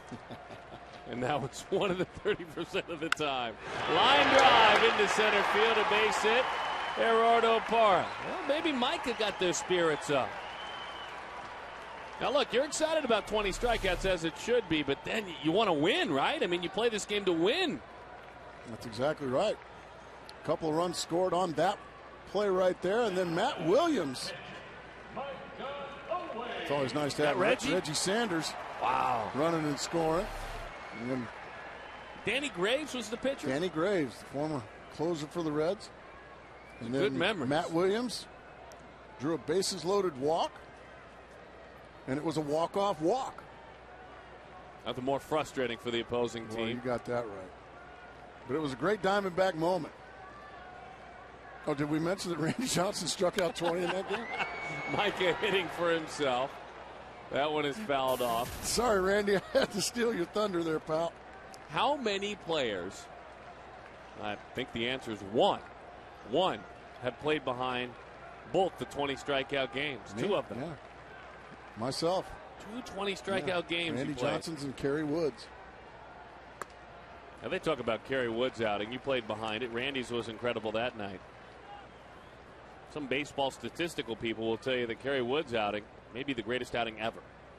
1 hit. By statistics, only 1 hit, 20 strikeouts, no walks. Oh. No runs. The 1-1. Micah breaks his bat. Is that a Texas leaguer? That's a fair ball. All right, maybe the luck. It's a turning for Arizona. Bat went one way, baseball went the other. You know Carlos Lee doesn't have the wheels to go get that one. We love him, but he doesn't have the wheels, so a couple of runners on. We've seen it now from the Houston Astros. And now Mike Owings chasing one a foot inside. That tailing fastball of Jordan Lyles. And that one eats up Owings, but right on top of the foul line it goes. Good call there by Dan Iasona.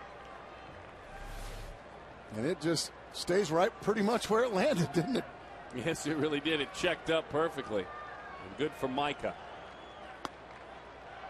Now the young pitcher who got in a little bit of trouble, if you remember, Montero, Young, both had hits against him. He cleaned it right up. Montero thrown out trying to go to third on Young's single.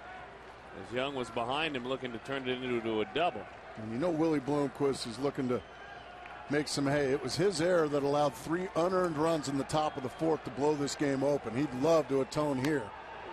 Well, there's that fastball again, just with some teeth boring in on the belly buttons of these Diamondback hitters. Jordan making his 13th Major League start. And that ball is a good 8 to 10 inches inside. He finally won his first big league game in his last outing when he beat the Cincinnati Reds 5-4. There, he laid off that one. But that's where most of those pitches are ending up. If you end up taking those pitches, they're that far inside. That's how much movement and tail Jordan Lyles has got on his fastball. It's impressive.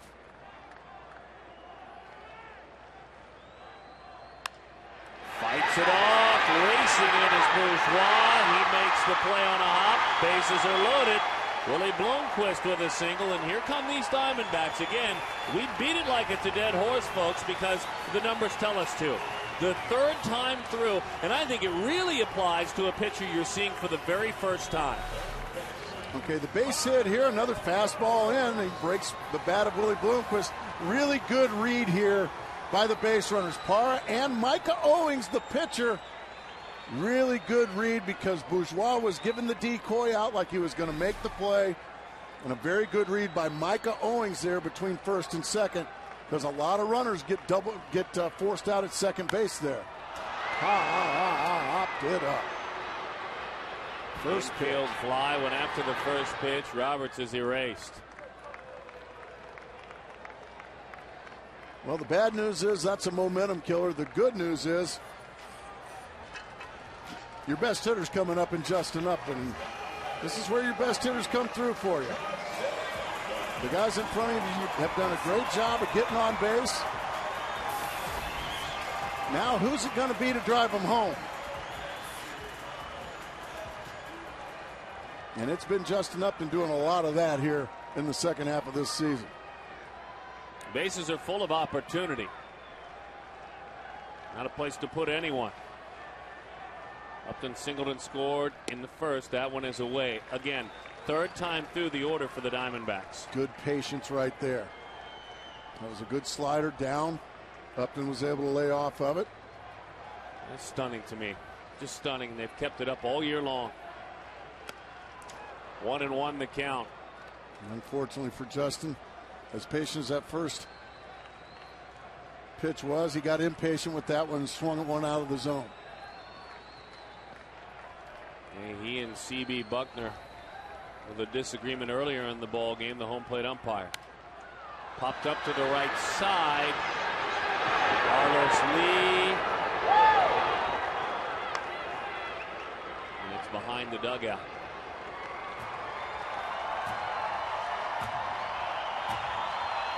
Carlos always with a smile. This is the first chance with a club down 7-1 that this crowd has had a chance to truly participate. A lot of youngsters down there. They come to the ball game. Well, they've enjoyed their snacks, but they're excited to be cheering.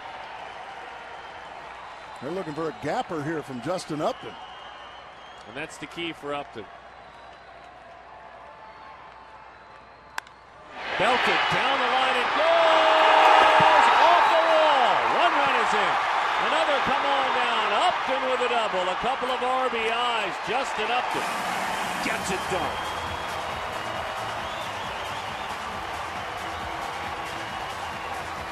Was there any doubt that Justin Upton was going to be the guy to pick up his teammates? The guy in front of him, Ryan Roberts, pops up in front of him with the bases loaded, and now Justin Upton just takes a breaking ball or a changeup. That's a changeup, and just smokes it down the left field line.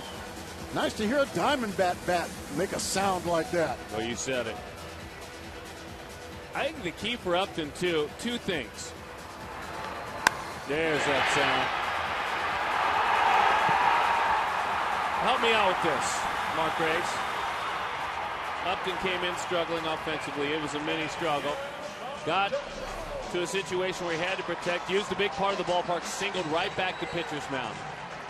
Didn't step into the box with a hero complex, needing to hit a grand slam. Kept his hands back nicely on a changeup. Yeah, absolutely, he did, and let the ball get to him, and then he just used those incredibly talented hands. Now Miguel Montero's gotten a couple of hits tonight. Chance to get his boys even closer. Breaks his bat, but it's a good thing. It dies out there. Matty says, come on down. Justin to the plate, the throw, not in time. We've got a ball game.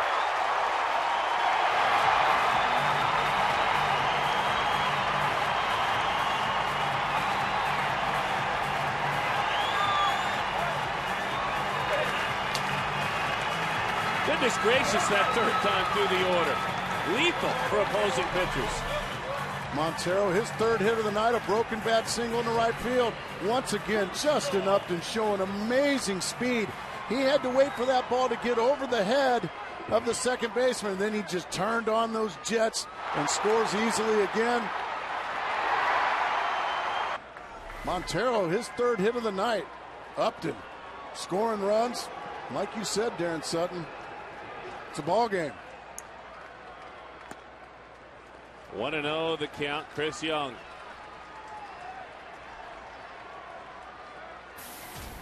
Scoreless. Giants and Pirates, fourth inning. Scoreless in San Francisco.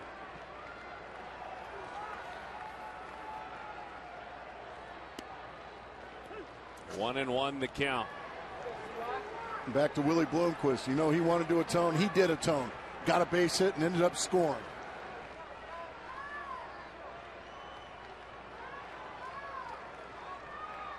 That's a good kind of tired right there. That pitch is in. By the way, anytime the Diamondbacks score 6 or more, Taco Bell will give away 3 free tacos with a large drink purchase between 4 and 6 the following day.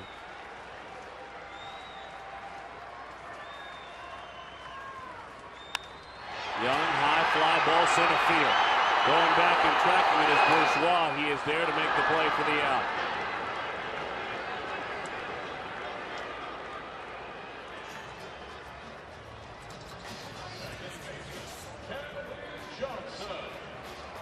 We talked about Willie Bloomquist. How about Micah Owings? He comes in, blows away the Houston Astros 1-2-3, then steps up, gets a base hit, and scores a run in this inning as well. So another big shot in the arm from Micah Owings. We've kind of gotten used to that, haven't we? Yeah, we certainly have. And it took quite some time. I mean, there were starts early on in his time back in the major leagues, but it took quite some time for him to truly earn the trust of his manager in tough situations. Now, this is a blowout. He also can handle tough situations as well. Not a blowout anymore, though, thanks to Micah Owings.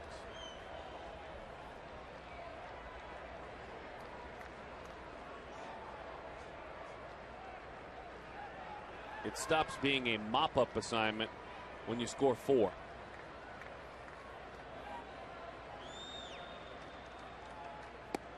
Change up. That was a good one. Gorgeous change up. Kelly's been in the outfield in the air. He flied to pretty deep left field in the second, to the track, to center field in the 4th inning.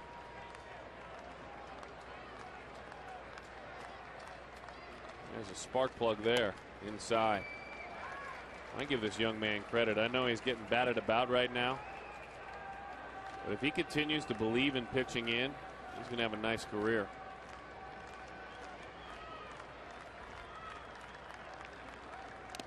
Change up again. That's strike 3. Big inning for the Diamondbacks, though. They've got life. They've got Micah, and he hopes to put a 0 up there. It's almost mandatory. Justin, a beautiful piece of hitting. And never has a broken bat made a hitter so happy as that one.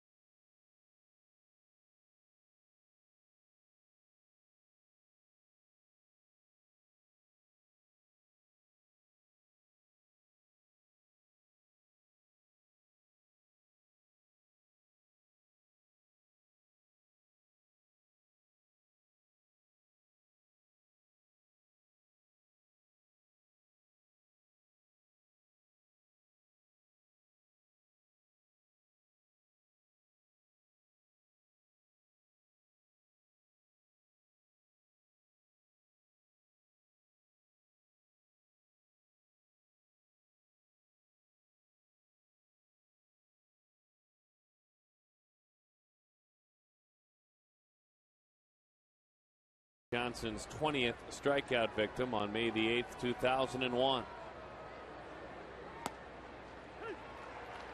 We'll have the answer for you next inning. 0-1 the count to Jason Bourgeois. Young man, as we mentioned earlier, Houston born and raised. Takes a pitch down and away from Micah. 1-1 is the count. Well, now the Diamondbacks have out-hit the Astros. Unfortunately for Arizona, they have out-errored them as well, and that's a key point in this ballgame. They've got 2 to Houston's no miscues.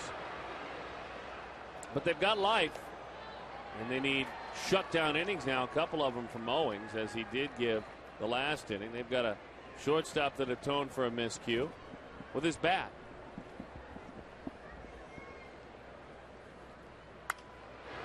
Takes it right out of the catcher's mitt. Late on that rising fastball. He'll throw a fastball that'll cut too. Bullpens have plenty of work to do. Guys like Upton hoping to give them a breather by driving in enough runs to make it worth their while, as that one is up. 2-2 the count. Jody Jackson, Mark Grace, Darren Sutton, and then you. And thank you for inviting us into your home tonight. We're glad to be there. To the right side, there's Kelly. Oh, dove at his shoe tops, but he stuck with it. That ball was hit pretty hard, and it skidded on Kelly Johnson. It got on him a little quicker than he was thinking. But he makes the play. Jose Altuve.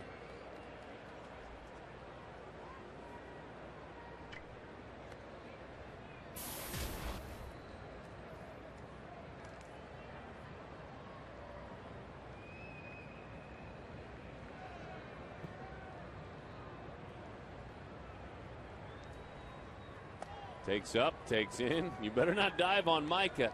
First of all, he's not trying to hit you sometimes, but otherwise it will run in. He's not afraid to dot anyone, even in not intentionally, as Altuve chases away. Good pitch placement. Altuve at a Maracay in Venezuela. A .300 career minor league hitter that has hit every step of the way. Inside, 2-1 the count. We were telling you earlier about Altuve. That's the duck out of another one again.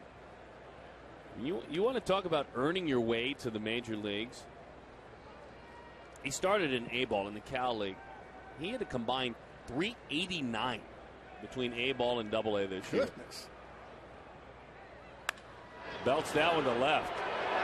Over the head of his countryman, Gerardo Parra, off the wall.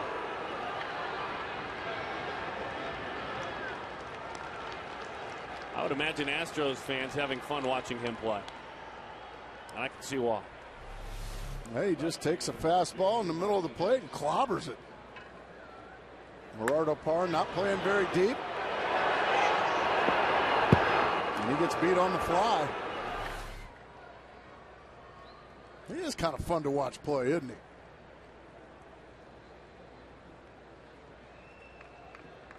Kind of that little engine that could. Mm-hmm. And this guy is just a human wrecking ball here, J.D. Martinez. So what do you say about J.D.? He has a couple of homers in this series. He's got an RBI tonight. He scored 2 runs. In his last 6 games, he's got 11 RBIs and 4 homers.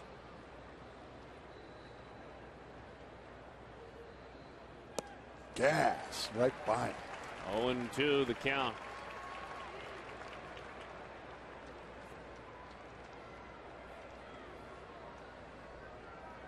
He was hitting .338 in the Texas League. That'd be Double-A, folks, by the way, the Texas League. He had 72 RBIs. Now he and the man playing first base tonight for the Diamondbacks both were owning Double-A pitching. And both forced the hand of the big league clubs. Interestingly enough for Goldschmidt, though, he did it in a pennant race. This young man, Martinez, a little bit more opportunity.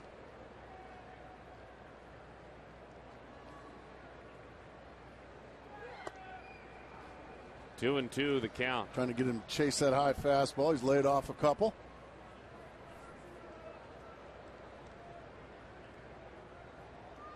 Last year, Martinez was this organization's minor league player of the year.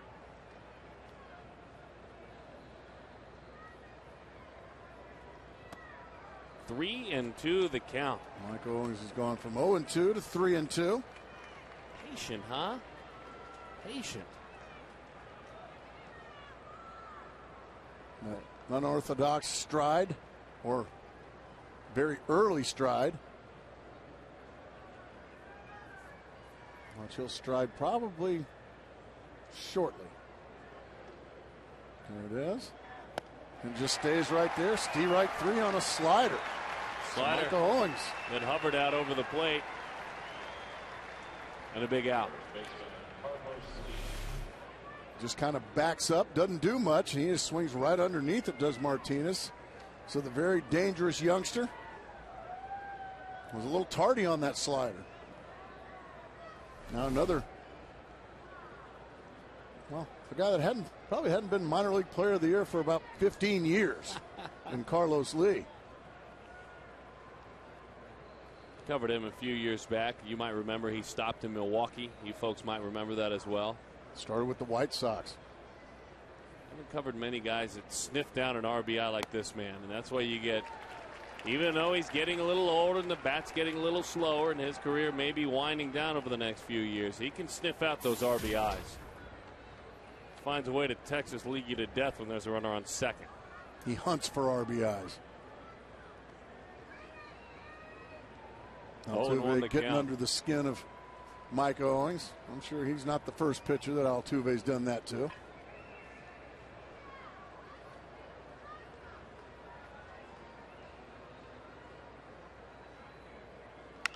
Bouncing ball. Bloomquist has saved the run, and he gets it out to boot. What a play on both ends. Wow. The pickup by Goldschmidt after the diving play by Willie Bloomquist. He'll have to hunt some other time for that RBI. What a play by Bloomquist. Look at Goldschmidt on the other end.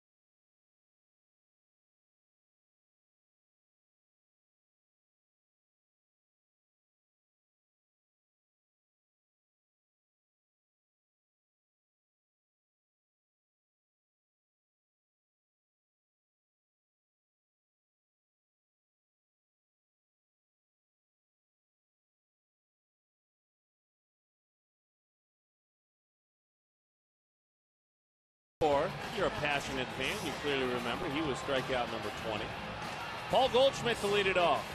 And again, a play like that, along with the work that Owings has done, keeps that momentum going. He has grounded out a couple of times. Pitch is low to Paul. 1-0 the count.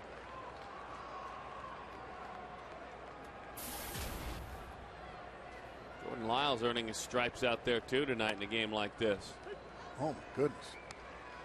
1-1 the count. Pitch looked like 4 or 5 inches outside and it was called a strike. Thought that slider was wide, did you? The 1-1. Swing and a miss, 1-2. San Francisco has struck. They lead Pittsburgh 1-0 in the 5th inning. 1-0 the score. Top half of inning number 5. Goldschmidt uses the big part of the ballpark, shoots it the other way. Paul Goldschmidt is on, and Paul is on with his big league hit, number 5. A lot of people are going to say, what a pretty piece of hitting. I'm going to say, what a pretty piece of brute strength.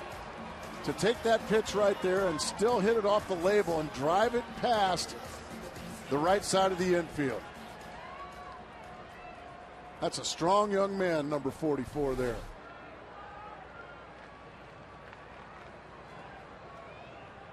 He does his job, and that is lead off an inning by getting on base.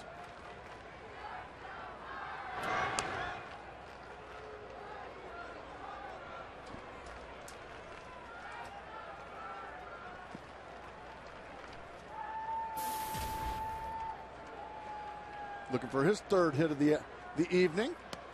That changeup, nice take. That was a fastball, actually. Dove away, 1-0 the count. CenturyLink high-speed internet, high-speed pitch.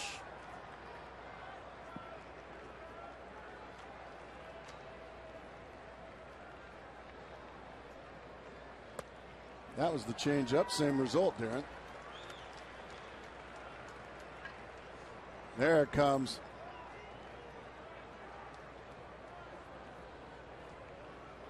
Slow fade. Lyles at 92. Marquis hit 91. The 2-0. Wow. Corners are extended. Wow. 2-1 the count. A little too much according to Gerardo Parra. I know Mr. Upton's not enjoying that strike zone. He is getting stared down by C.B. Buckner.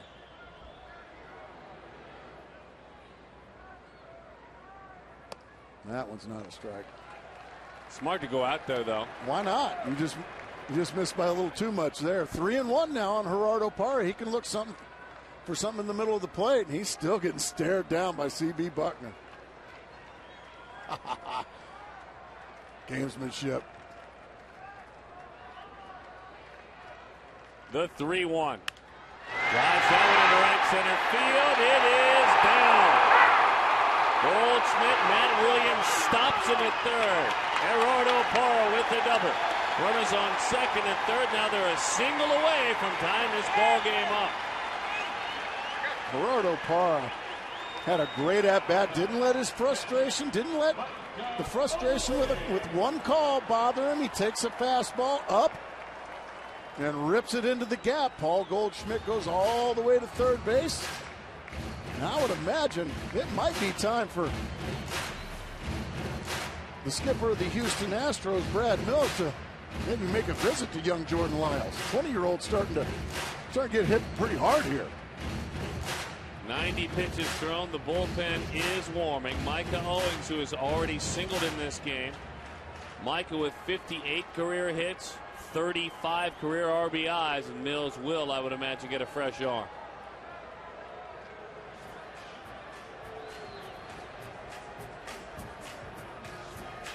Well, they gave up 12 hits in 5+ innings and 5 runs.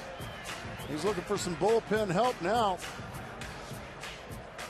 But I was still pretty impressed with the young man, wouldn't you say, Darren? Yeah, the future is bright. He's had 3 good outings behind it. He was touched up a bit more tonight. Sure, he's going to be hard on himself about it. Arizona a single away from tying this ball game up. We'll reset when we come back. First one in, last one out the club.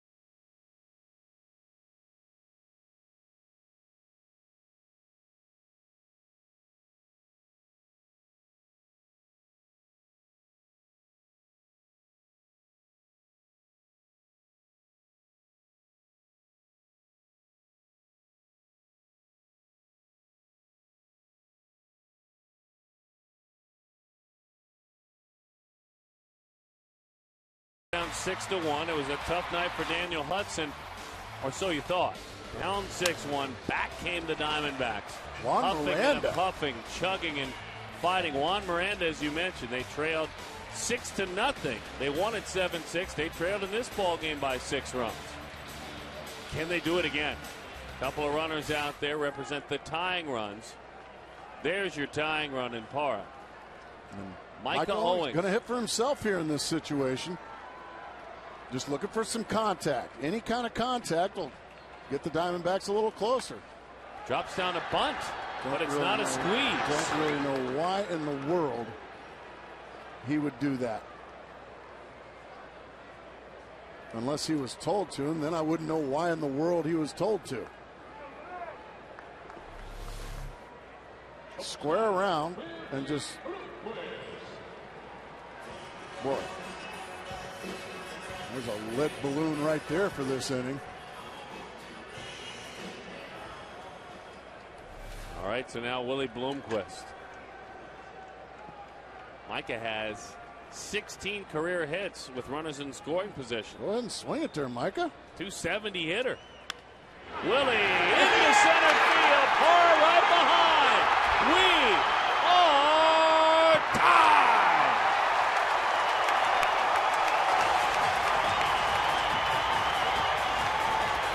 Willie aggressively moving up on the throw to the plate. This crowd's into it now, folks. I'd say Willie Bloomquist has more than atoned for that error back in the fourth inning. Singled, scored an inning ago, and now he drives in the tying runs here with a base hit to center field. And he doesn't stop there. Yeah, the base hit to center field, Parra running hard all the way, but Willie Bloomquist all the way into second base on the throw home. And now no longer a double play in order, and he is the go-ahead run. Roberts takes outside. Usually you don't see pitchers talking with their hitting coach, but if you're Micah Owings, you see it regularly. And his manager. The 1-0. Well, outside 2-0. First of all, second and third. There is no sacrifice there. They're right. already on second and third. So well, I think what he was trying to do is maybe a safety squeeze type of thing.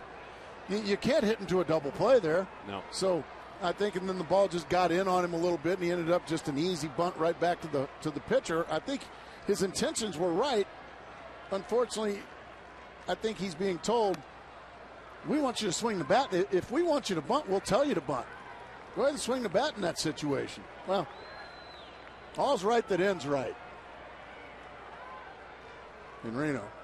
2-1 the count.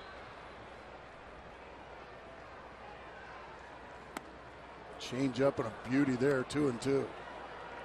Wilton Lopez comes on. He's pitched very well since the All-Star break. Our Verizon numbers on the successful reliever, though he, in a key situation, just gave up some big runs. I'll tell you where he struggled. It's where he just did. ERA doesn't tell the story for a relief pitcher. That pitch is low. Wilton Lopez this year has inherited 24 runners. 14 have scored. Now that's a bad ratio for. And that includes tonight. Pitcher, yeah. Now he's 3-2 here on Roberts. That's his runner out there at second.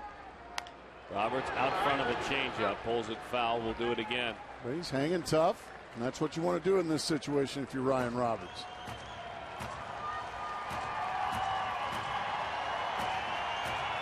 Tacos tonight, 6 runs by the Diamondbacks on the scoreboard. Head to your local Taco Bell tomorrow. Buy yourself a large drink. Diamondbacks touching the plate a lot. Taco Bell will fill your plate with 3 free tacos. Didn't mean to, but that's a fair ball. Moves the runner over. We thought he was checking his swing, and he's frustrated with an out there. Runner goes to third. That'll leave a mark on your heart there when you check it up to take ball 4 and it hits your bat and you end up making an out in that situation. Interesting to see here what they plan to do with Justin Upton.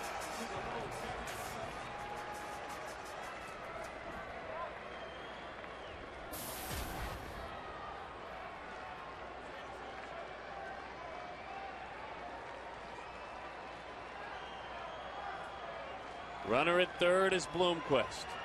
How will they handle Upton, as you said? They go right after him with a fastball down the middle. At AT&T Park, it's now San Francisco 2, Pittsburgh nothing, 6th inning. And they just changed the score on the out-of-town scoreboard to read Arizona 7, Houston 7. I'm thinking, where did that one go for the Diamondbacks? The 0-1. Oh, my! Justin drives it out of here!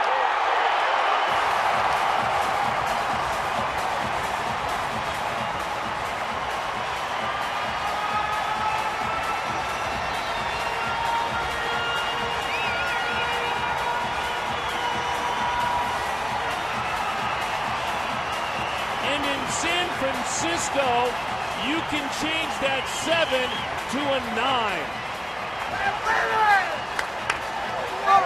Unbelievable look, but they went after Justin Upton in this situation. Bang! Let's see if Justin gets a curtain call. Let's see if Justin gets a curtain call.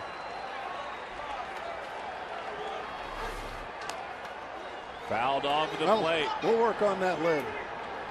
Yeah, first things first, erasing a 7-1 deficit. Diamondbacks lead it 9-7. They came from down 7-1. They lead it 9-7.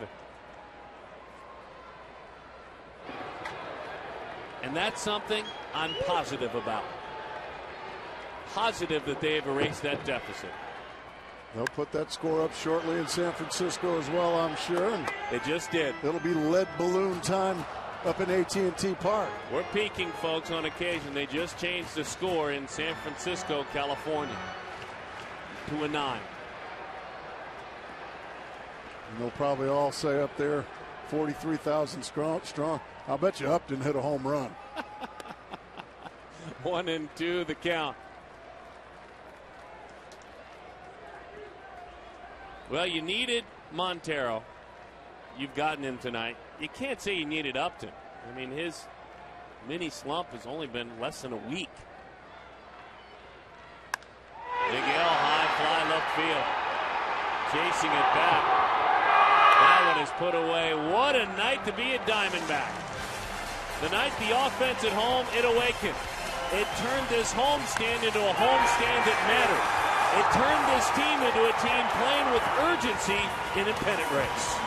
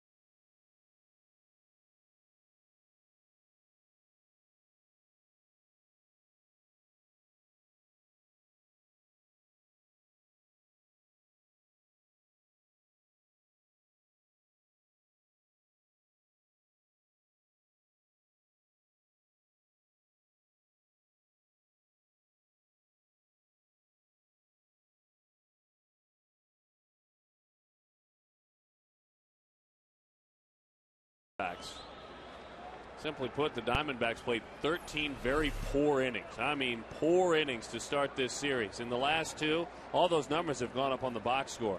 In their first 13 innings, they scored 2. In their last 2 innings, they've scored 8 on 9 hits.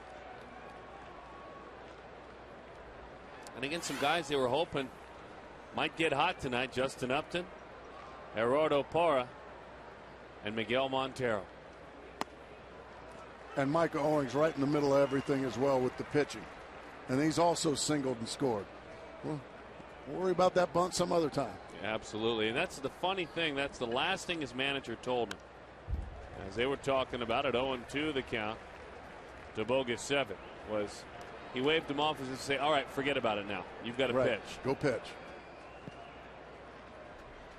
One little part of this story, this is just a disclaimer, and you offered it during the break, is don't sit back in your easy chair, folks, at all. Yeah, if the Houston Astros have taught us anything, there's some young talent on this team, and they've shown the Diamondbacks that they can hit and they can score runs.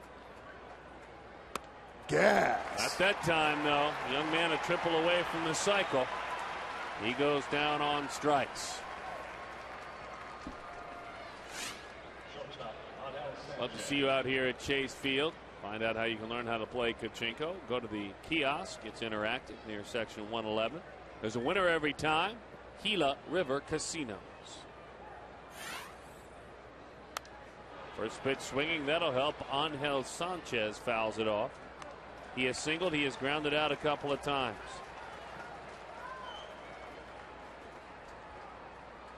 And the Diamondbacks are having to bail out their starting pitchers. And tonight, really, the epitome of that is that one is fouled back to the screen. Arizona, in their last 6 games from that starting rotation, has an ERA of nearly 10. That's with Ian pitching really good.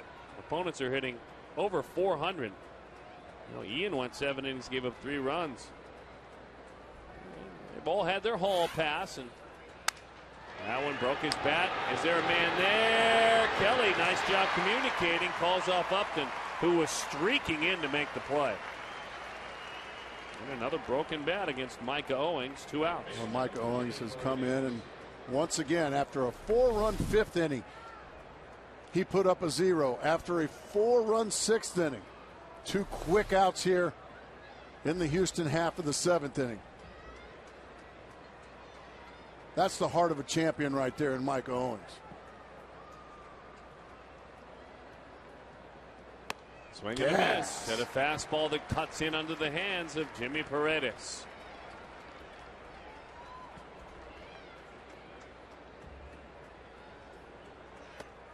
Pitch is low and inside. It's truly turning out to be, with a lot to be written this year in this chapter of his career, a must-read for Owings.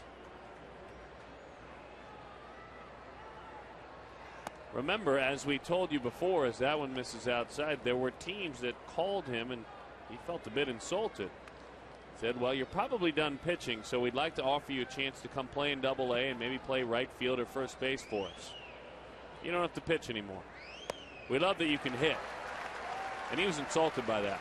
He thought he had more left in that right arm and more to prove as a major league pitcher. Well, to this point, after going down and earning his way up here, going down in Reno and having to pitch, he has been just so good.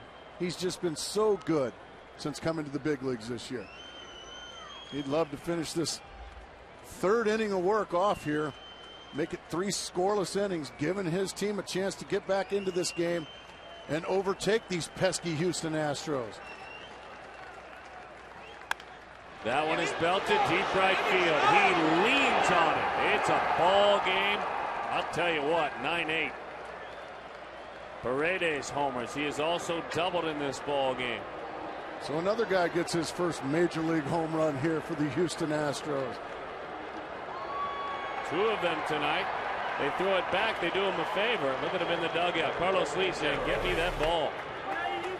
Fastball middle, and as you said, he just leans on it and drills it out of here. So unfortunately for Micah, he cannot get that final out to make it a scoreless outing. A long ball here. Puts a little dent in his outing. Now he's got to put this behind him and find a way to retire Humberto Quintero here with 2 outs in the 7th inning. Picks on a slider away. All it is a dent, though. It was his pitching that cleaned things up. We knew the Astros would continue to fight, but don't you know Micah loves landing the final blow.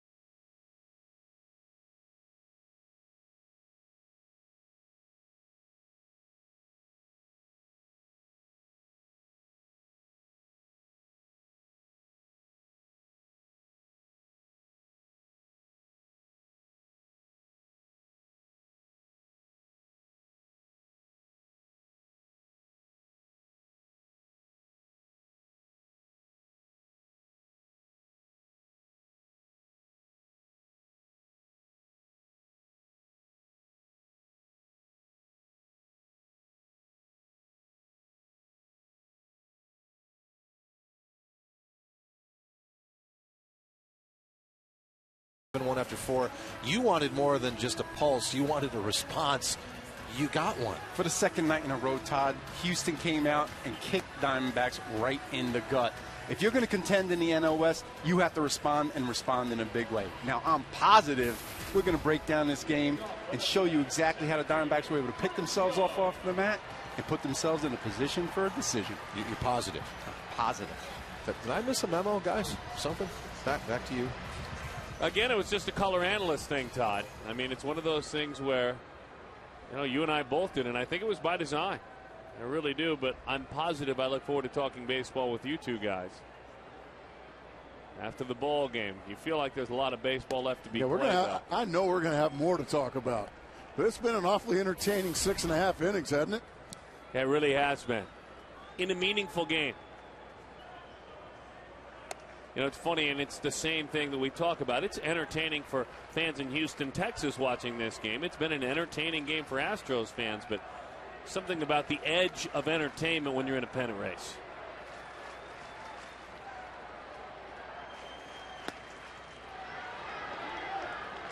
Yes, that is a strike. He went around. Justin, disappointed with a call for his buddy there, leans into his hand. Let's see. No. But by doing that, sometimes you kind of tell the umpire that I went. The flip of the bat there? Yeah, by flipping it back there. But that, you rarely see that called, because that really wasn't even close. Maybe Dan Iassogna was just tricked down there.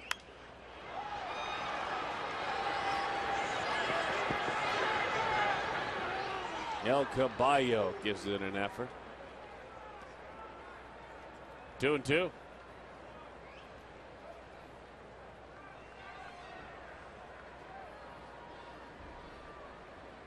San Francisco leads Pittsburgh 3-0. Bottom half of the 6th inning. Aubrey Huff just homered. So this one's getting bigger and bigger here, isn't it? Mm-hmm. We've got to keep up with the Joneses, which is to say the Bochy's and the Huffs. 3-2 the count. That's Bumgarner pitching so well, by the way, for San Francisco. Ian, right at his ends up belt walking buckle. anyway. And he earns his way on. What do you got over there? Well, follow the Diamondbacks with MLB.com at @BAT11 for your iPhone, your iPad, your Android, or your BlackBerry. Live audio, video highlights, and much more. Text @BAT to 31826 or visit dbacks.com for details. Big league read right there. Well, it was. Mr. Mills is going to make a call to the bullpen. Left-hander coming on to face Kelly Johnson. In the past, managers have rued the fact that they made this decision. This year's been a little bit different for Kelly. Can he make Mr. Mills pay and get that left-hander? We'll find out.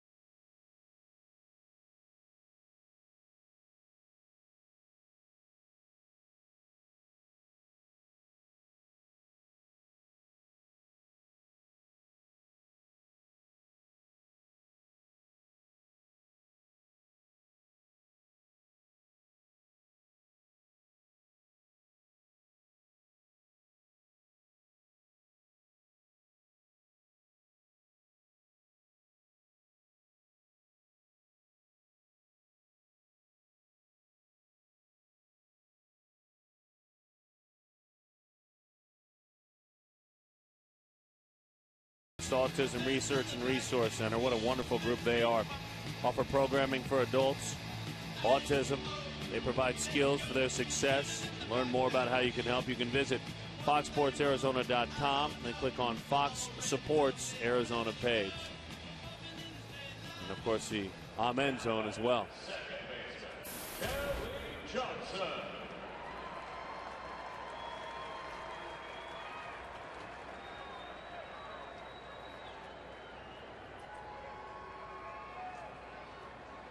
Sergio Escalona. The left-hander comes on. Kelly with good numbers in his career against lefties. Last few years we've seen it happen. Escalona, a lot of strikeouts, but a few too many walks as well.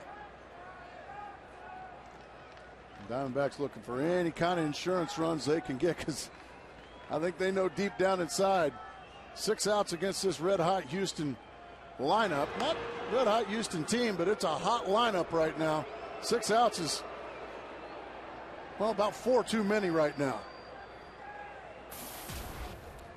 Kelly, 285 against lefties in his career, 251 against righties.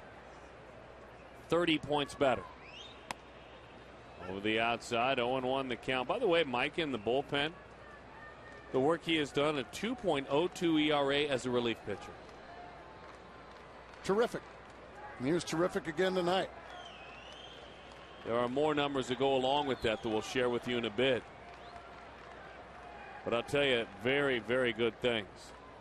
Swing and a miss. 0-2 the count. Kelly Johnson.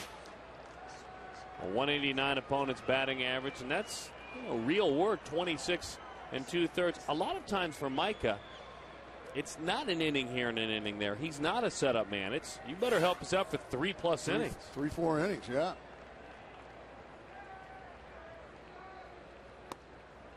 That time the lefty had the edge. Unfortunately, Kelly goes down. Got his clock cleaned that time by Escalona. 124 strikeouts this year for Kelly Johnson. Well, Mr. Mills saying, I'm not going to let you, Paul Goldschmidt, face my southpaw. So he's got a couple of things going on. He's got Clint Barmas trotting out there. He's going to go to work. He's also got a call to the bullpen to make. While all of that goes on, Paul Goldschmidt will head in to get a scouting report of the man he is about to face. We'll reset when we come back. The Diamondbacks clinging to a 1-run lead.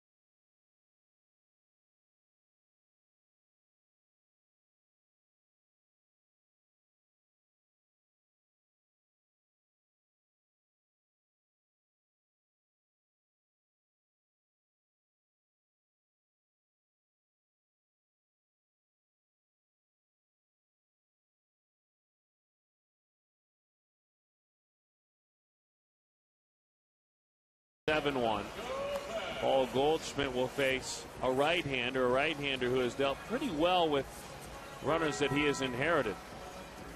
Part of that double switch first is a man who hopes to make a play, get something going defensively, veteran Clint Barmas. And then now we take a look at David Carpenter, who comes on 3.60 ERA. He has inherited this year 9 runners, 2 have scored, so he has stranded 7. David Carpenter.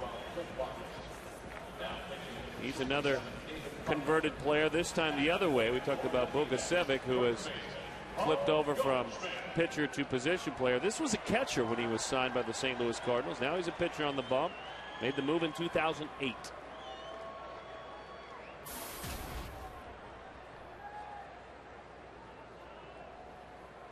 One out for Paul Goldschmidt.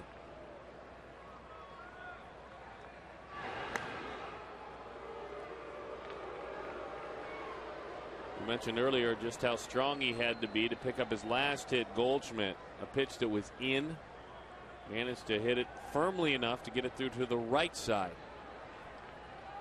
Otherwise, it might have hit it.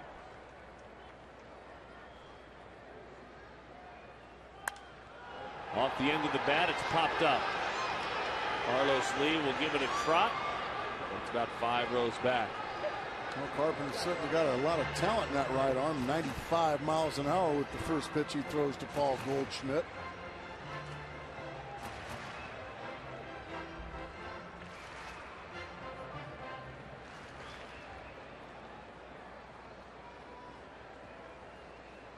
San Marcos, Texas is where Texas State is. And they're by San Antonio, Austin, in between the two. That's where Paul played. And hit a ton of homers in college as well. He went after a pitch again that might have hit it way inside. Looks like he likes that ball in there, doesn't he?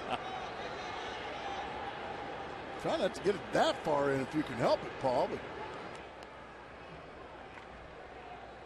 I don't think there's any qualms about where he's been, about whether he knows what he's doing in the batter's box or not.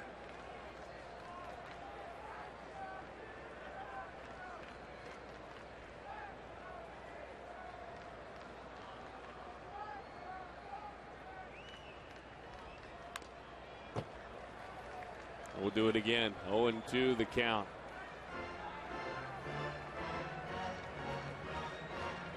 Broad shoulders, literally and figuratively. Broad enough to fit the name Goldschmidt on his back. That's 10 letters worth. Figuratively to come up and play a slugger's position from Double-A in the heart of a pennant race. Make it 11 letters. How would you say? Goldschmidt. That's what I thought you'd say. There it is. I love it. Yeah, it's a lot more letters when you say it like that. Well, they can't put it on like you say it. Roger Riley and his guys don't have the space down there. The letters. Time is called. You'd actually, to spell it out the way you say it, you'd have to hire Vanna White for the night. A good point. And you'd run out of money buying all those vowels.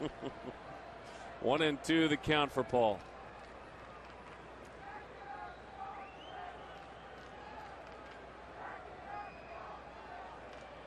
And they go in again. High fly ball, pretty well struck into center. How much of it did he get? Just shy of the track. The play is made out there in center field by Bourgeois. So Paul has grounded out a couple of times, singled and flied out. He's 1 for 4 with a run score. And that one just got in on him enough to keep him in the ballpark. Just enough, huh? A couple inches on the label there to keep him in the ballpark. Gerardo Parra now, he's looking for his 4th hit of the evening. Parra showing his manager, Kirk Gibson, you know, if there's a lefty out there, I'd love an opportunity to play. I'd like to play every day again.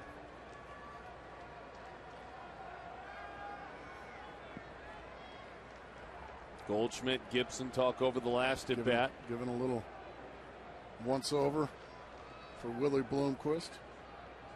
This is what he's throwing. He's throwing gas is what he's throwing. 0-1 the count. Arizona, if you're just joining us, coming back in from running around this evening, we know it's back to school. You're probably getting the kids settled in. If you've happened to be running around, Arizona was down 7-1 in this ball game. And it looked bleak. Again on this homestand. No question. They scored 4 in the 5th. They scored 4 in the 6th. to come all the way back. They grabbed a 9-7 lead on Justin Upton's blast. You saw Upton a moment ago. A 2-run shot. Houston slugging and pesky all in one. Went again with a long ball against Micah Owings. Owings a big part coming out of the bullpen. The Brad Mills squad, they're still going to be a tough fight.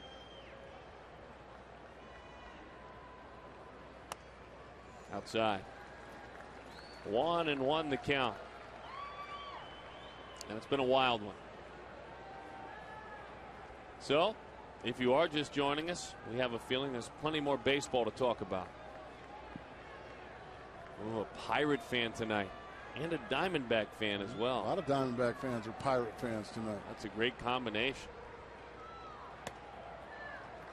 Outside.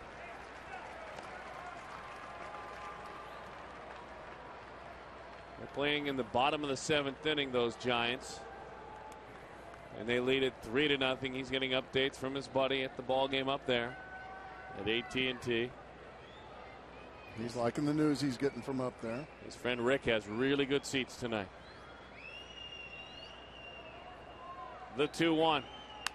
Out front, and it's in there. Young looking for an extra base. He'll take it. He draws the throw.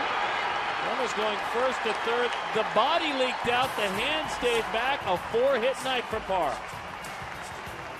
Before you know it, Gerardo Parr is going to be hanging right around 300. That puts him at 294 for the season. A 4-hit ball game. Out in front, as you said, he leaked out there, but he just flipped it over the head of first baseman Carlos Lee. And now Sean Burroughs with an opportunity. As you see Chris Young thinking third all the way. He gets there easily.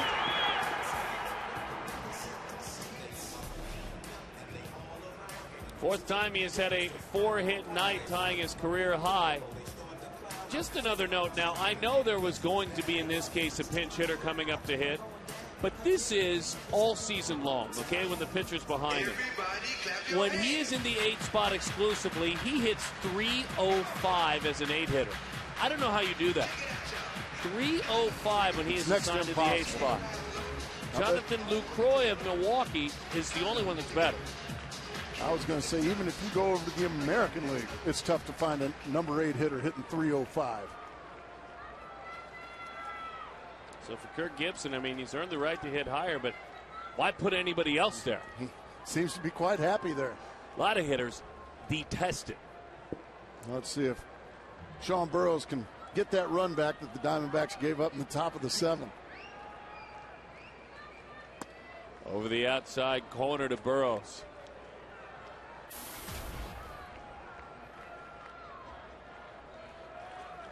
Burroughs had a 3-game hitting streak snapped last night.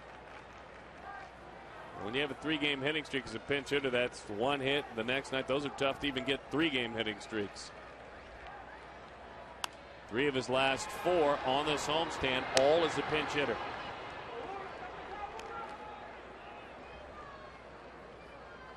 Hitting for Micah, thumbs up for Owings tonight. I'll tell you, he gets an A. Well, maybe the homer puts it at a B+. But if he comes in and gives up any more runs early on, there's no comeback. That's exactly right. Since it's positive night, let's go with A-. I'm great with that. Gracie rounded up an 89.4. There you go. Good for you. I want to be in your class. I wish my professors would have done that in college. Burroughs shoots it the other way. 0-2 the count. So I was hoping he'd round up to C's. Parra, by the way, was on the move there on 0-1.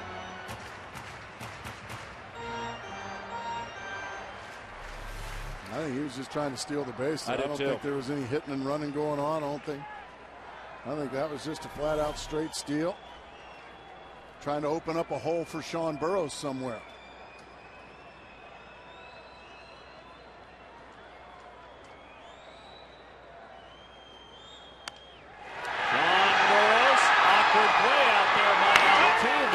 Saves a run.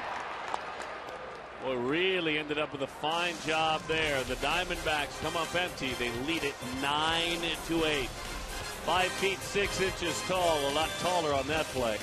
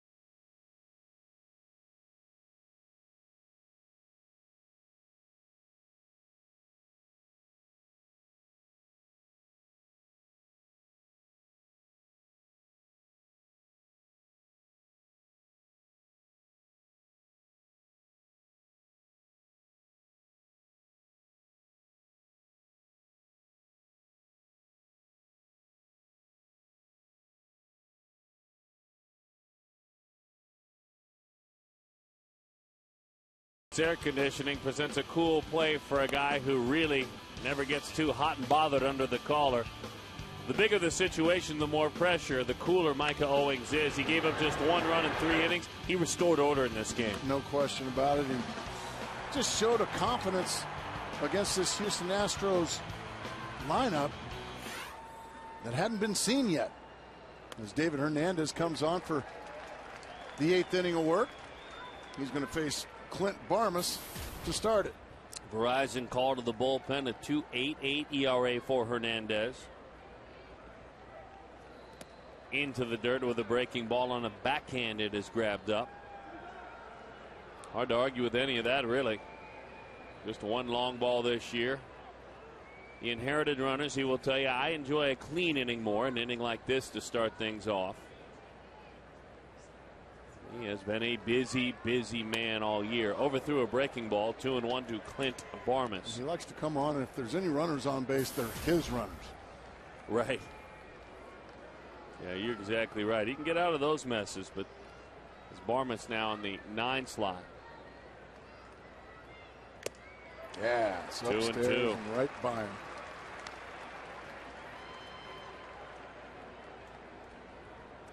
Strikeout to walk this year of about 2.5 to 1.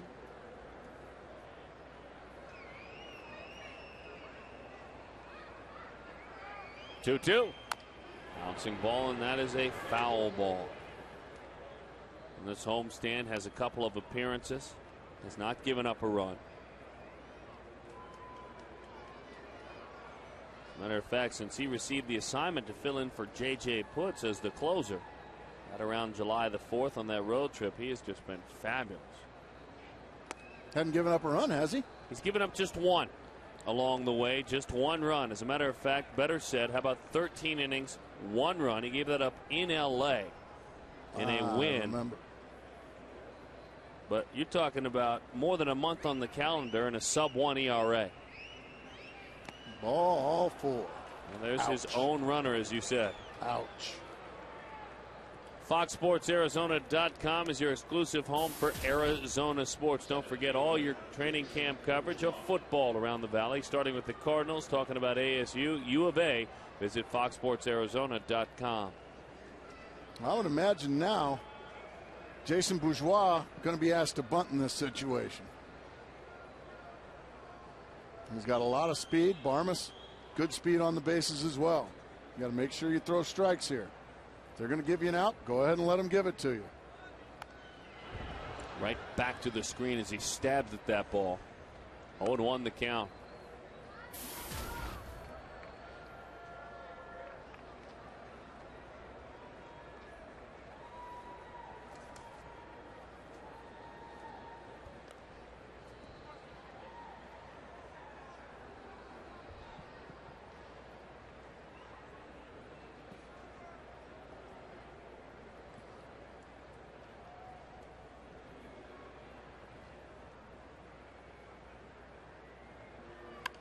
Pops it up into the air. He'll play it on a hop. There. He threw it away. They're going to get a force out there if they hurry. Throw is high. Everybody's safe. Hernandez tried to take a shot at getting 2. Instead, the Diamondbacks get none.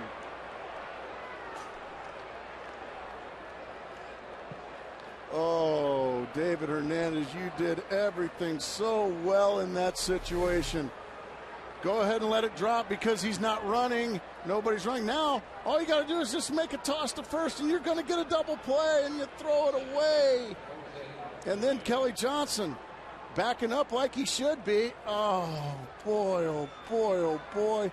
Kelly Johnson, and then he pulls Bloomquist off the bag, or you would have gotten the force out. Now the Houston Astros with an opportunity to take the lead here. Third error of the ball game for the Arizona Diamondbacks. Panic set in. Bottom line, panic set in.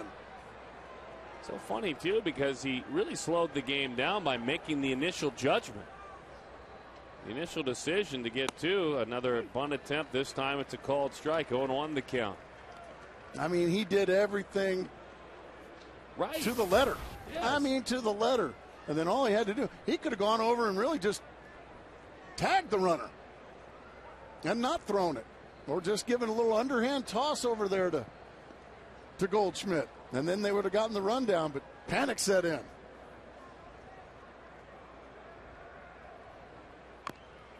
Oh, and 2 the count. One more time on the decision by Hernandez. There it is. Now, all you got to do is just.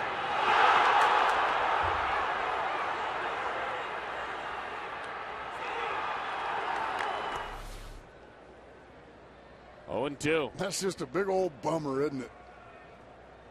He's got some work to do now. Now with an 0-2 count to Altuve, we'll see what happens.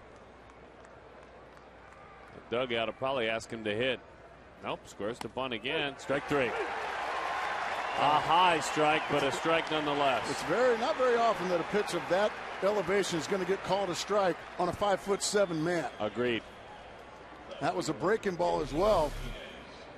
He takes it up. To me, wow, and to you, that's probably a strike. But I think to Jose Altuve, that might be up. Don't you think? Well, there's no doubt about it. It was up. It was a ball. And to add to it, as we talk about, a breaking ball. Yeah. A high breaking balls almost never get called for strikes. Arizona will take it. Doggone right. David Hernandez righting the ship here, at least temporarily. And that's not a strike. 1-0 the count to J.D. Martinez, who has shown a ton of patience. He's walked, but when he swung, he hit the ball hard. A couple of homers in this series. He's got 4 hits in the series so far. To the outside corner he goes that time.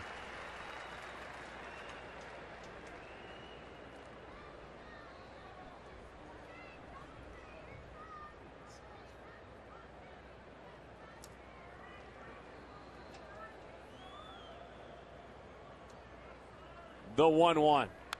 Gas and on the hands. Great location. That was more of an angry fastball from David Hernandez. I don't blame him for being angry. I mean, right inside on the hands. He just ate up J.D. Martinez, who I said his last at-bat has been a human wrecking ball in this series so far. 1-2 the count to Martinez. 2 runners on. Hanging around, 96 miles an hour. What a good pitch there from Hernandez. Somehow, some way, Martinez was able to just get a tiny piece of it and get another chance. I mean, that's right where he wants that pitch, the inside corner. Those are tough to even foul off. They'll talk about it. With no one on base, opponents hit 144 against David. The runners in scoring position. It's still a low number, but yet nearly 100 points higher at 239.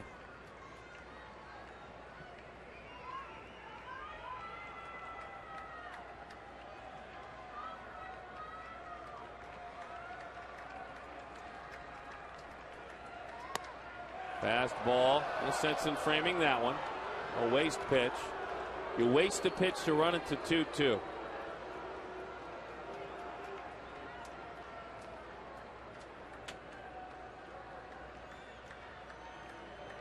The combatants are ready. Breaking ball. You bet he went around. That's strike 3. Good call. He didn't need help on that one. Martinez has been so tough in this series. That time, though, he's done. That fastball up and in that was the waste pitch. Certainly set that pitch up right there, though, Darren. Agreed. Martinez was sped up from the fastball in. Now the breaking ball comes. Yeah, that bat got out there too far. That's the correct call there by C.B. Buckner. Well, you better get after this man again. The RBI hunter. Breaking ball. Dear. Best breaking ball of the night, no question. Because Carlos was tracking it. He was on that pitch, and it disappeared. 0-1 the count to Lee. Lee, he of the 1,255 career RBIs. And then 2 more tonight.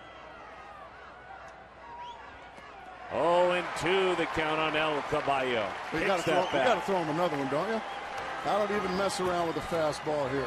He's missed 2 breaking balls by 5 feet or more.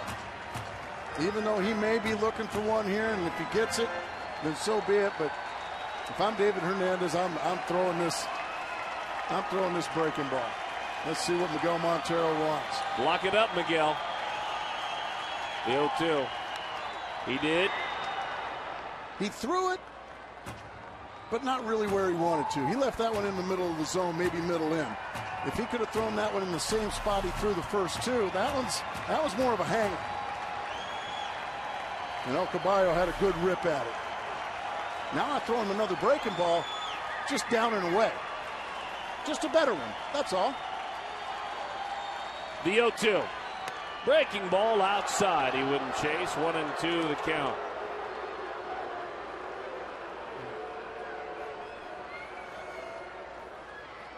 David Hernandez having to work extra hard here in this inning. Boy, these are all high-stress pitches. I know I'm high-stressed. Pitch number 23 from David. 2-2. He threw that one as hard as he possibly could. Nearly falling down, he threw it so hard. Now it's time for David to just back off a little bit, take a deep breath. There you go. Now go ahead and execute the pitch you want to execute.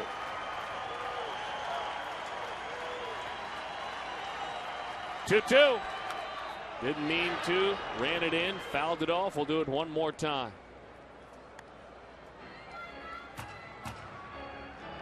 San Francisco leads Pittsburgh 3-0. That game is in the top of the 8th inning now at AT&T Park.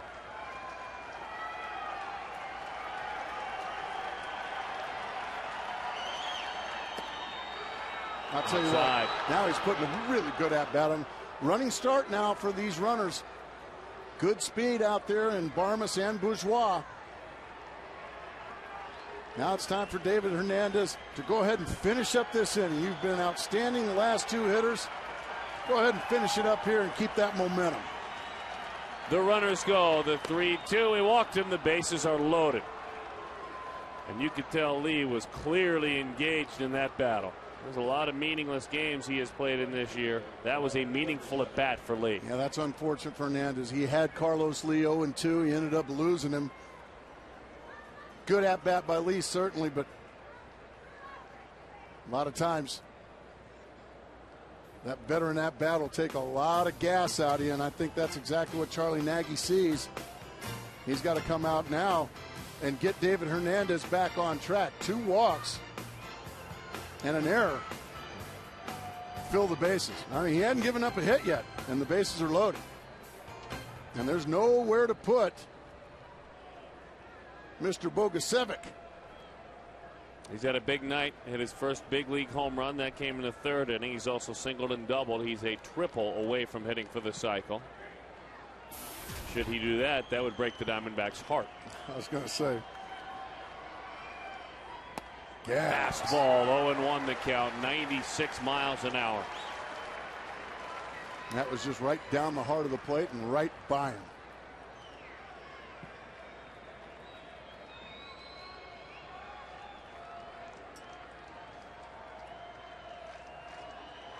Yeah. 0-2 the count again with a fastball.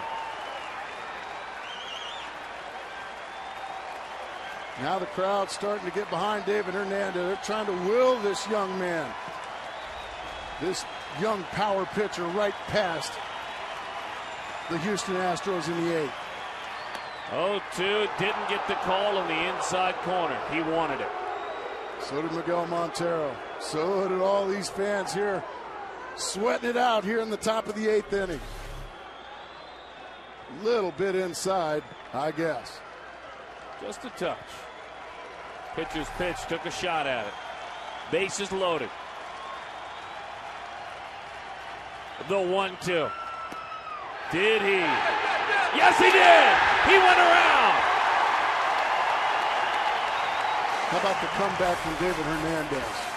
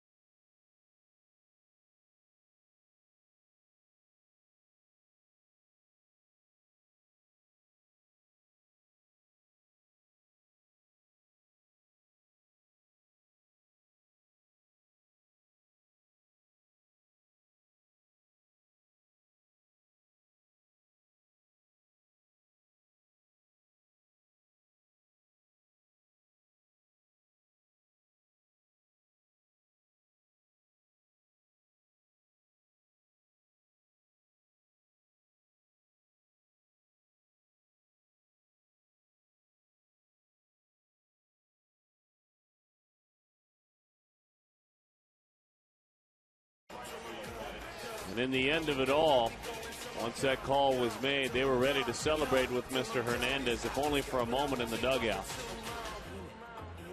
He cleaned it up, as you mentioned.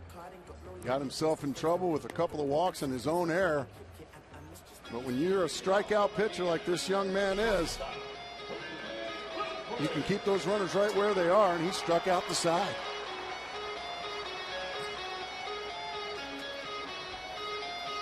There's just got to be more excitement left in this final inning, don't you think, Darren? I tend to think so. There's got to be some more shenanigans, some tomfoolery. I'm positive that'll happen. Ah, good. On positive night here at the ballpark. Fernando Rodriguez takes over. He goes to work on the mound. Verizon call to the bullpen. We're seeing some better numbers for these Astros relievers as they come out. They pitched very well of late, though. Tonight, a tougher night early on, but the bullpen for Houston's been much more respectable in the last 12 games. About 2.37. J.B. Shuck out of Ohio State University. He is in right field. Willie takes outside. 3-0 the count. Well, you'll take base runners right out of the gates. Doggone right. I think it's been proven the last two nights. One-run lead isn't safe against these pesky Houston Astros. Well, and you're always sharing with us, too, that late walks tend to score. Unless you're striking people out like David Hernandez. That's exactly right. That's ball four. Let's see if this late walk scores. Well, keep an eye on Willie Bloomquist. How about Willie? He had the last couple of days off. He has been on now 3 times tonight. Made a key error in this game. Also made a key defensive play to atone for it. He's rode the roller coaster tonight. Yes, he has. Golly, though. All right.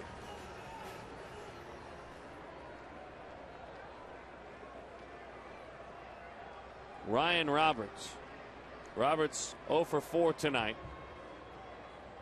Though for Ryan, it has been an entire uphill run as far as getting his work done. He has been fabulous. They talk about a couple of guys that pitched in while others struggled. Roberts one of them.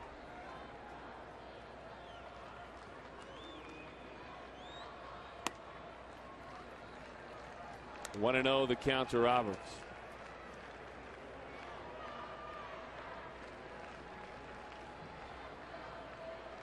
If it's anything that Roberts can find on a quiet night, it's a walk. In his last 11 games, he's walked 13 times. How about a ball in the gap? Well, you know he'd love that.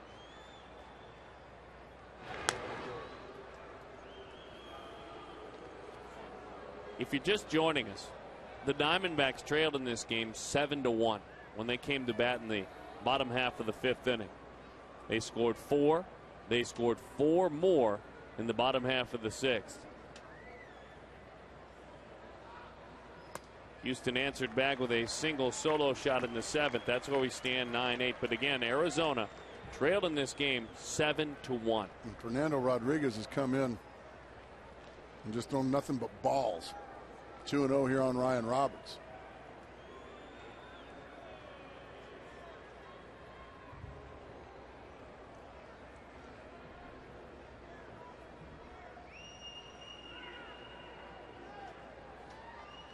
Ball 3. And good for Ryan. That's the pitch he will tell you. That is my kryptonite. Right about where it says Diamondbacks on his chest. Yes. Yep. He said, it looks so good to me, and I rarely do anything with it.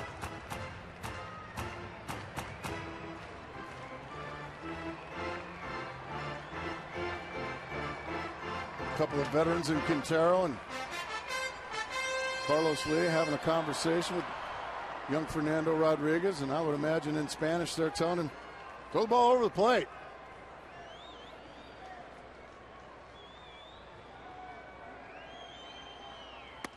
Outside.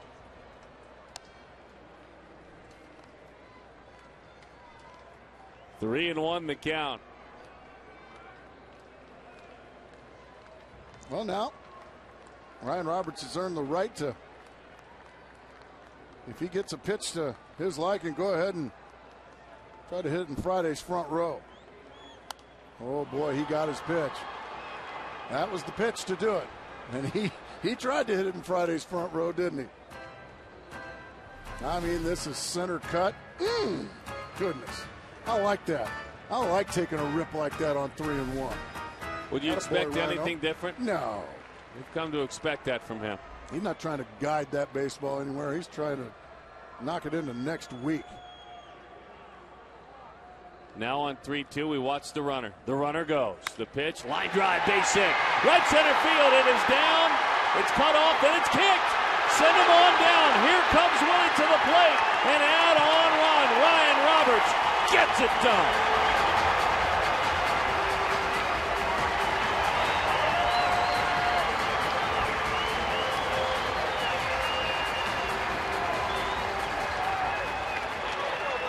We were asking for a ball in the gap, and Ryan Roberts, who had struggled tonight, 0 for 4 going into this at-bat, just takes it down there and drills it into the right center gap. And with Bloomquist running, he doesn't stop running until he hits home plate, and a big add-on run, as you said, Darren. And now Justin Upton with a chance to have one of his biggest nights as a pro. He's singled, he's doubled, he has homered. He's scored 3 runs, he has 4 RBIs. He's had really patient, quality approaches at the plate. This one is bounced, off balance play, and in time for the out. Upton is erased, but he hopes he's finished tonight unless they bat around, because he hopes his bullpen locks it down. A huge night for Upton.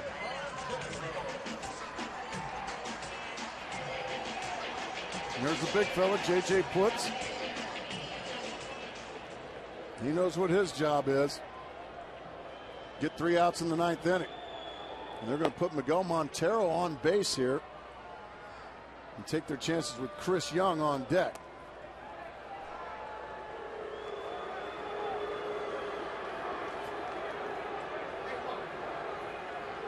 Wake up, Josh. Wake up, Josh.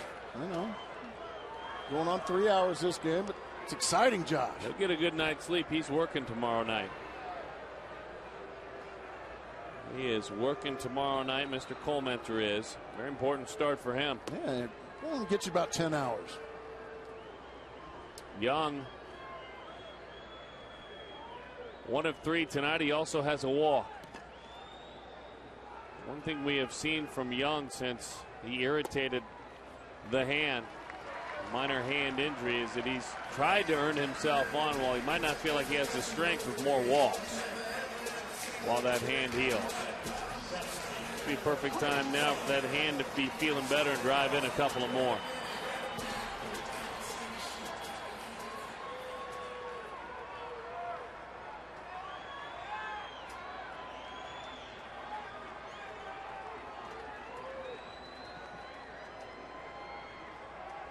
Well, Chris Young with an opportunity to put an exclamation point on one heck of an offensive output late in this ball game. As you said earlier, if you're just joining us, Houston Astros 7, Arizona Diamondbacks 1 going into the bottom of the 5th. Well, now you see what you got. It's been a wild one here at Chase Field.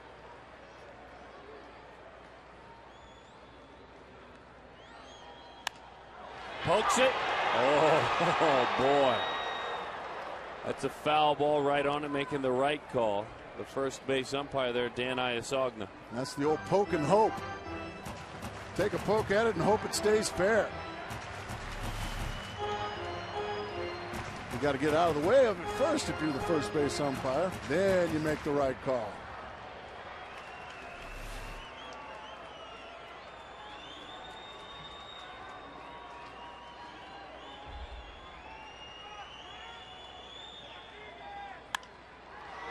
Popped up to the right side.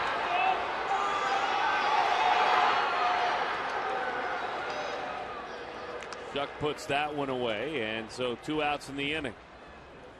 Young a walk, a single, otherwise 3 outs in the air. Our text poll earlier tonight, brought to you by our good friends and partners with Kia Motors. You think Mr. Young will be most important down the stretch? Finishing a close 4th, Paul Goldschmidt. think there's a wrong answer. Probably just who your favorite player is in that group. Kelly takes a curveball, good pitch, but it's wide. 1-0 the count.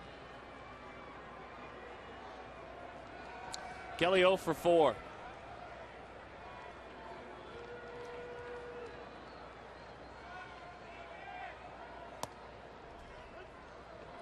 One and one the count.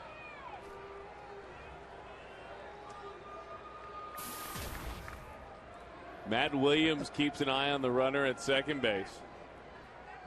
That's Ryan Roberts. Into the dirt. Nice job. Matty hollering back as Roberts gets back there in time.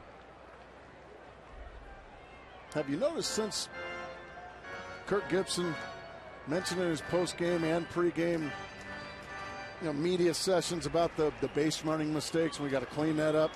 There's been a lot less reckless abandon on the base paths these last 3 or 4 games. Have you noticed that? I do. 2-1 the count. Yeah, there was a base running mistake earlier. Miguel Montero got thrown out, but that's just because he's got catcher speed. Yeah, he had a center fielder right behind him. Yeah. Kind of pushing him to third base. 2-1 the count. I would agree, though. Makes the flu that Gibson's battling through feel much better, too. I think he had the flu and was sick to his stomach. Yeah, exactly. 3-1 the count. You could say one is tied into the other, the flu, but Mr. Gibson might say it was the base running that was making his stomach rumble. Great point. Yeah, all those pickoffs will make you want to up Chuck. Hitters count. Fouled it off. 3-2 the count. Had a feeling that would be the one. Boy, that on 3-1, you're thinking long ball with Kelly. Missed his pitch. Yeah, that's a pitch Kelly Johnson would love to have back, because that's when he usually just mauls. But he came up empty now.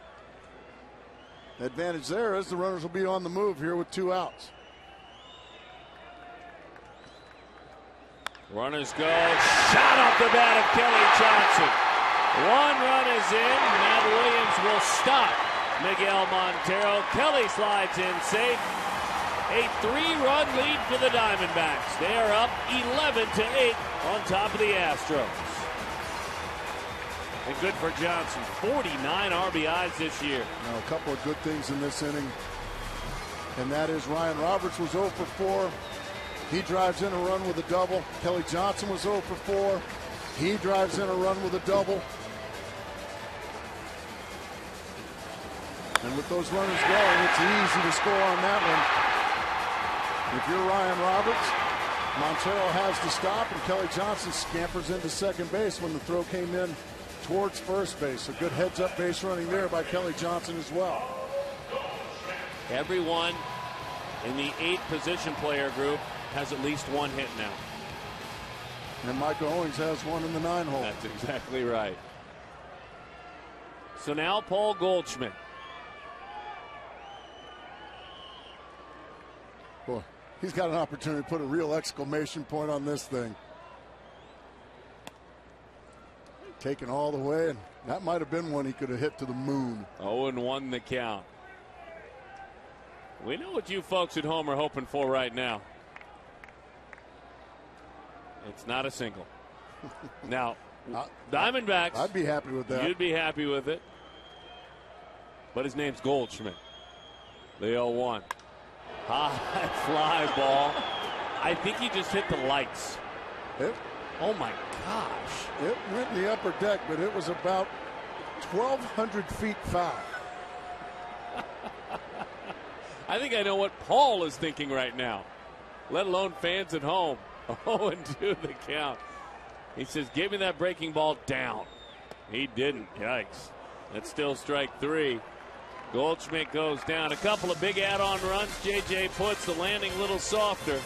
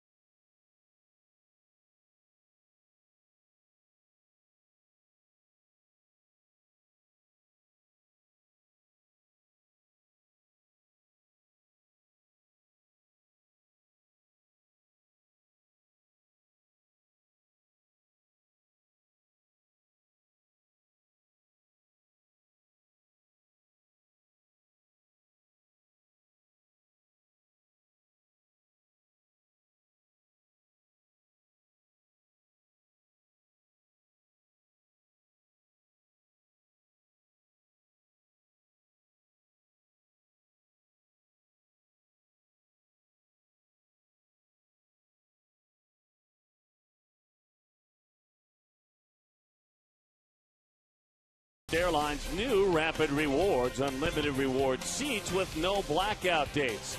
Colorado, have your best summer vacation ever in Colorado. Plan and book today at Colorado.com. CenturyLink. Quest is becoming CenturyLink. CenturyLink, your link begins here. Find out more at CenturyLink.com. If you're just joining us again, Arizona trailed 7-1 after 4 innings. They earlier this year trailed in a ball game to Houston 6-0 to come back and win that game. They're trying to do it twice to the Astros this season. This time doing it at home, and something about this one that feels like it may have a bigger impact. Although comebacks are comebacks. But this is one where they could have really felt down about themselves the way things started. J.B. Shuck comes on, the Ohio State University, as that one is high. The numbers for not J.B., but J.J. And don't you know that a man from Michigan wants to get out a man from Ohio State University? Oh, boy, is that very well said. Let alone it's a huge save opportunity. Surprised that first one didn't go in the ribs. That's for another time. That one is lifted to left. That one is the first out of the 9th inning. Quick happy birthday to a big Diamondbacks fan who helps us out an awful lot, Tyler Kelly. Happy birthday, Tyler Kelly. Thanks for all you do. San Francisco has added a couple of more runs. They lead it 5-0 now. At about the same time, Arizona added a couple of more runs. Well, the closer for the Diamondbacks is on, but with a 5-run lead, I would imagine the Pittsburgh Pirates won't need to fear the beard. Jimmy Paredes. Infield, outfield. Straight fastball over the outside corner. It's strike one from JJ. Humberto Quintero waits on deck.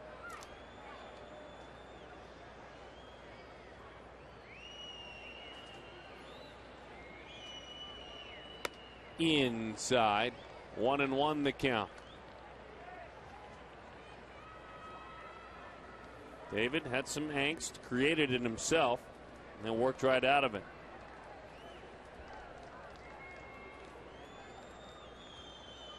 One. Line drive left field. Come on, Gerardo. Can't play it. Has to play it on a hop. Boy, a pretty piece of hitting there, I'll tell you. That kid he can hit. I mean, flat out. APS, our energy all-star in this ball game, goes to Justin Upton.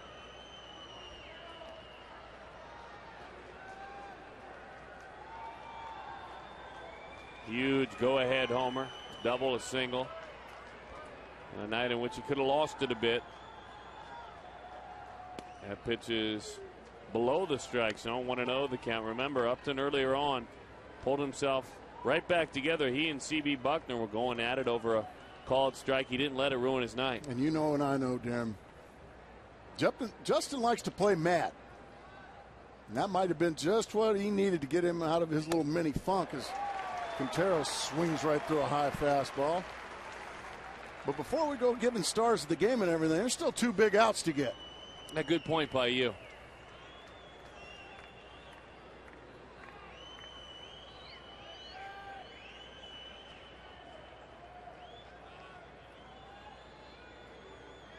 The 1-1. Yeah. Line drive, base hit, right field. Quintero lets it travel deep. I'm not going to let my partner pack the bats away. I know your college coach would have been up in arms my goodness, about you giving players of the game already. I totally agree. Totally agree. Justin had a great game. Yeah, he did. He hopes he doesn't have to play anymore. But if J.J. Putz doesn't have a great game, it's all for naught. Clint Barmas now.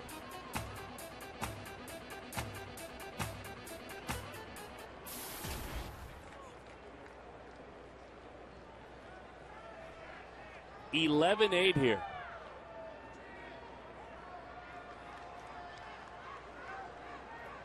All right, J.J. Putz, 2 more outs to go. The tying run at the plate for the Houston Astros.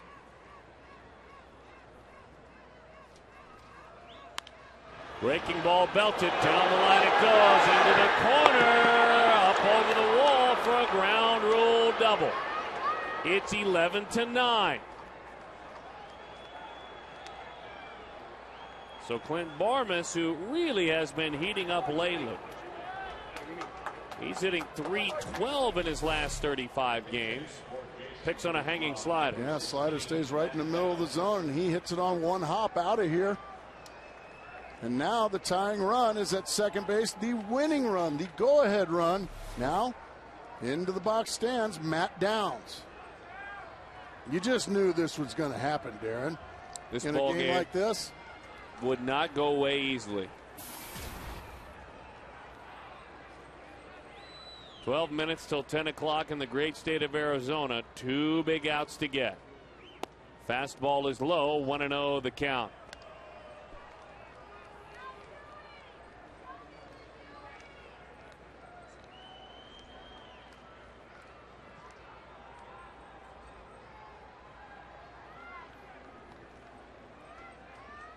Big fella going to have to really dig deep.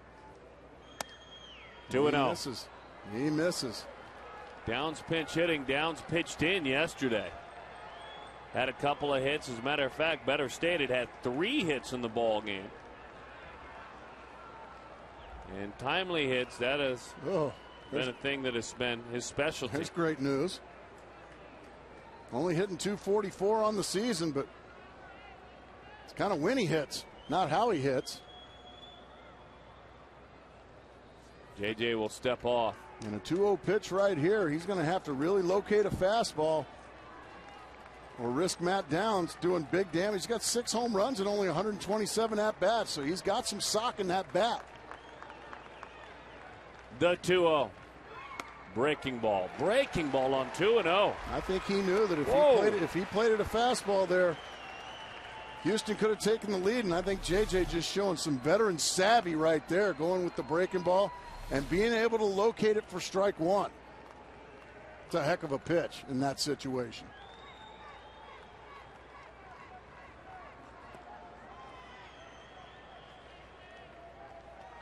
$17 hits for Arizona, 14 for the pesky Houston Astros. See if he stays with the slider. Nearly hit him. He's missing with his fastball, though. 1 out. And a pesky pint-sized young man on deck.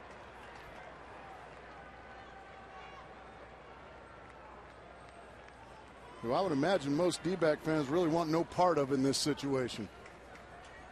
Especially with the pitcher missing up. The 3-1. Inside corner. Oh, my goodness. JJ got a big break there as well as the Diamondbacks. Now this pitch looks cleanly inside by about 6 inches. Holy mackerel. Well, JJ, take advantage.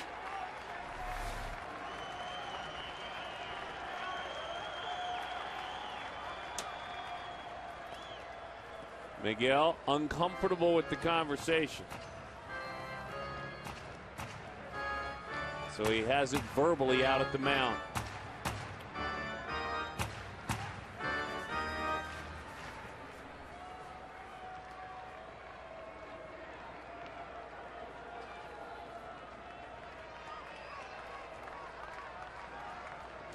On 3-2.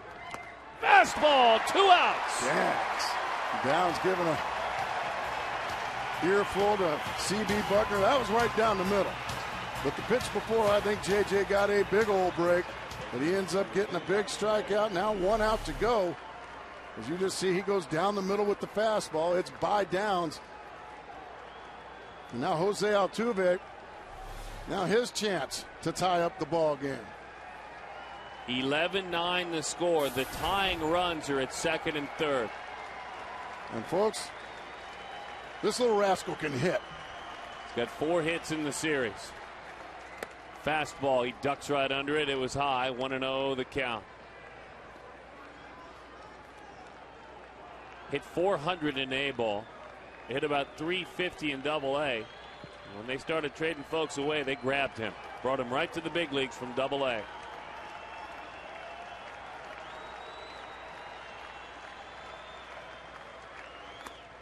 Oh my goodness! Runs out of those shoes. I don't think your manager really wants you to think home run in this situation. Down to a knee he goes, trying to take big old JJ Puts deep. I love that. Good for you. Good for you, young man. Home run would give his team the lead, though. The 1-1. Fouls it back, 1-2 the count. JJ wasn't intimidated at all by the big swing of Altuve. If he dares to call for or throw a split-fingered fastball, Miguel Montero's got to be there for it. Well, you got a 2-run lead. A wild pitch certainly would get him one closer. But I know what you're saying.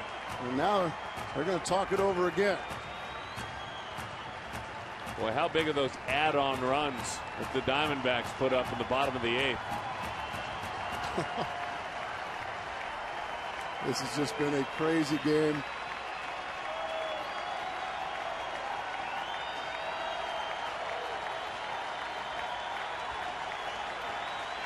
The 1-2.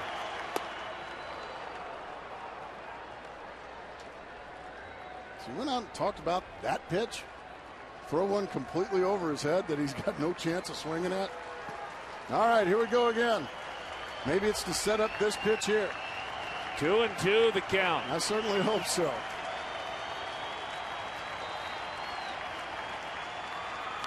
A little number. Puts will come off the mound. Loves it!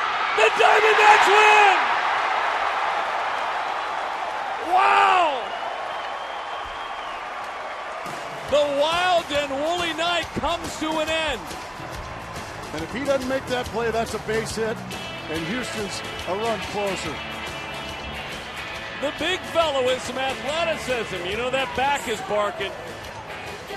But he laid out for this one. Do or die. I'll provide the ice for him. What a great play by JJ Puts, flattening out, making the play. And I'm putting this one right there with win of the year, Darren Sutton. Oh my goodness, what a play. That ball was by him, Mark Grayson, folks at home. It was by him. Look at this. That ball was by him.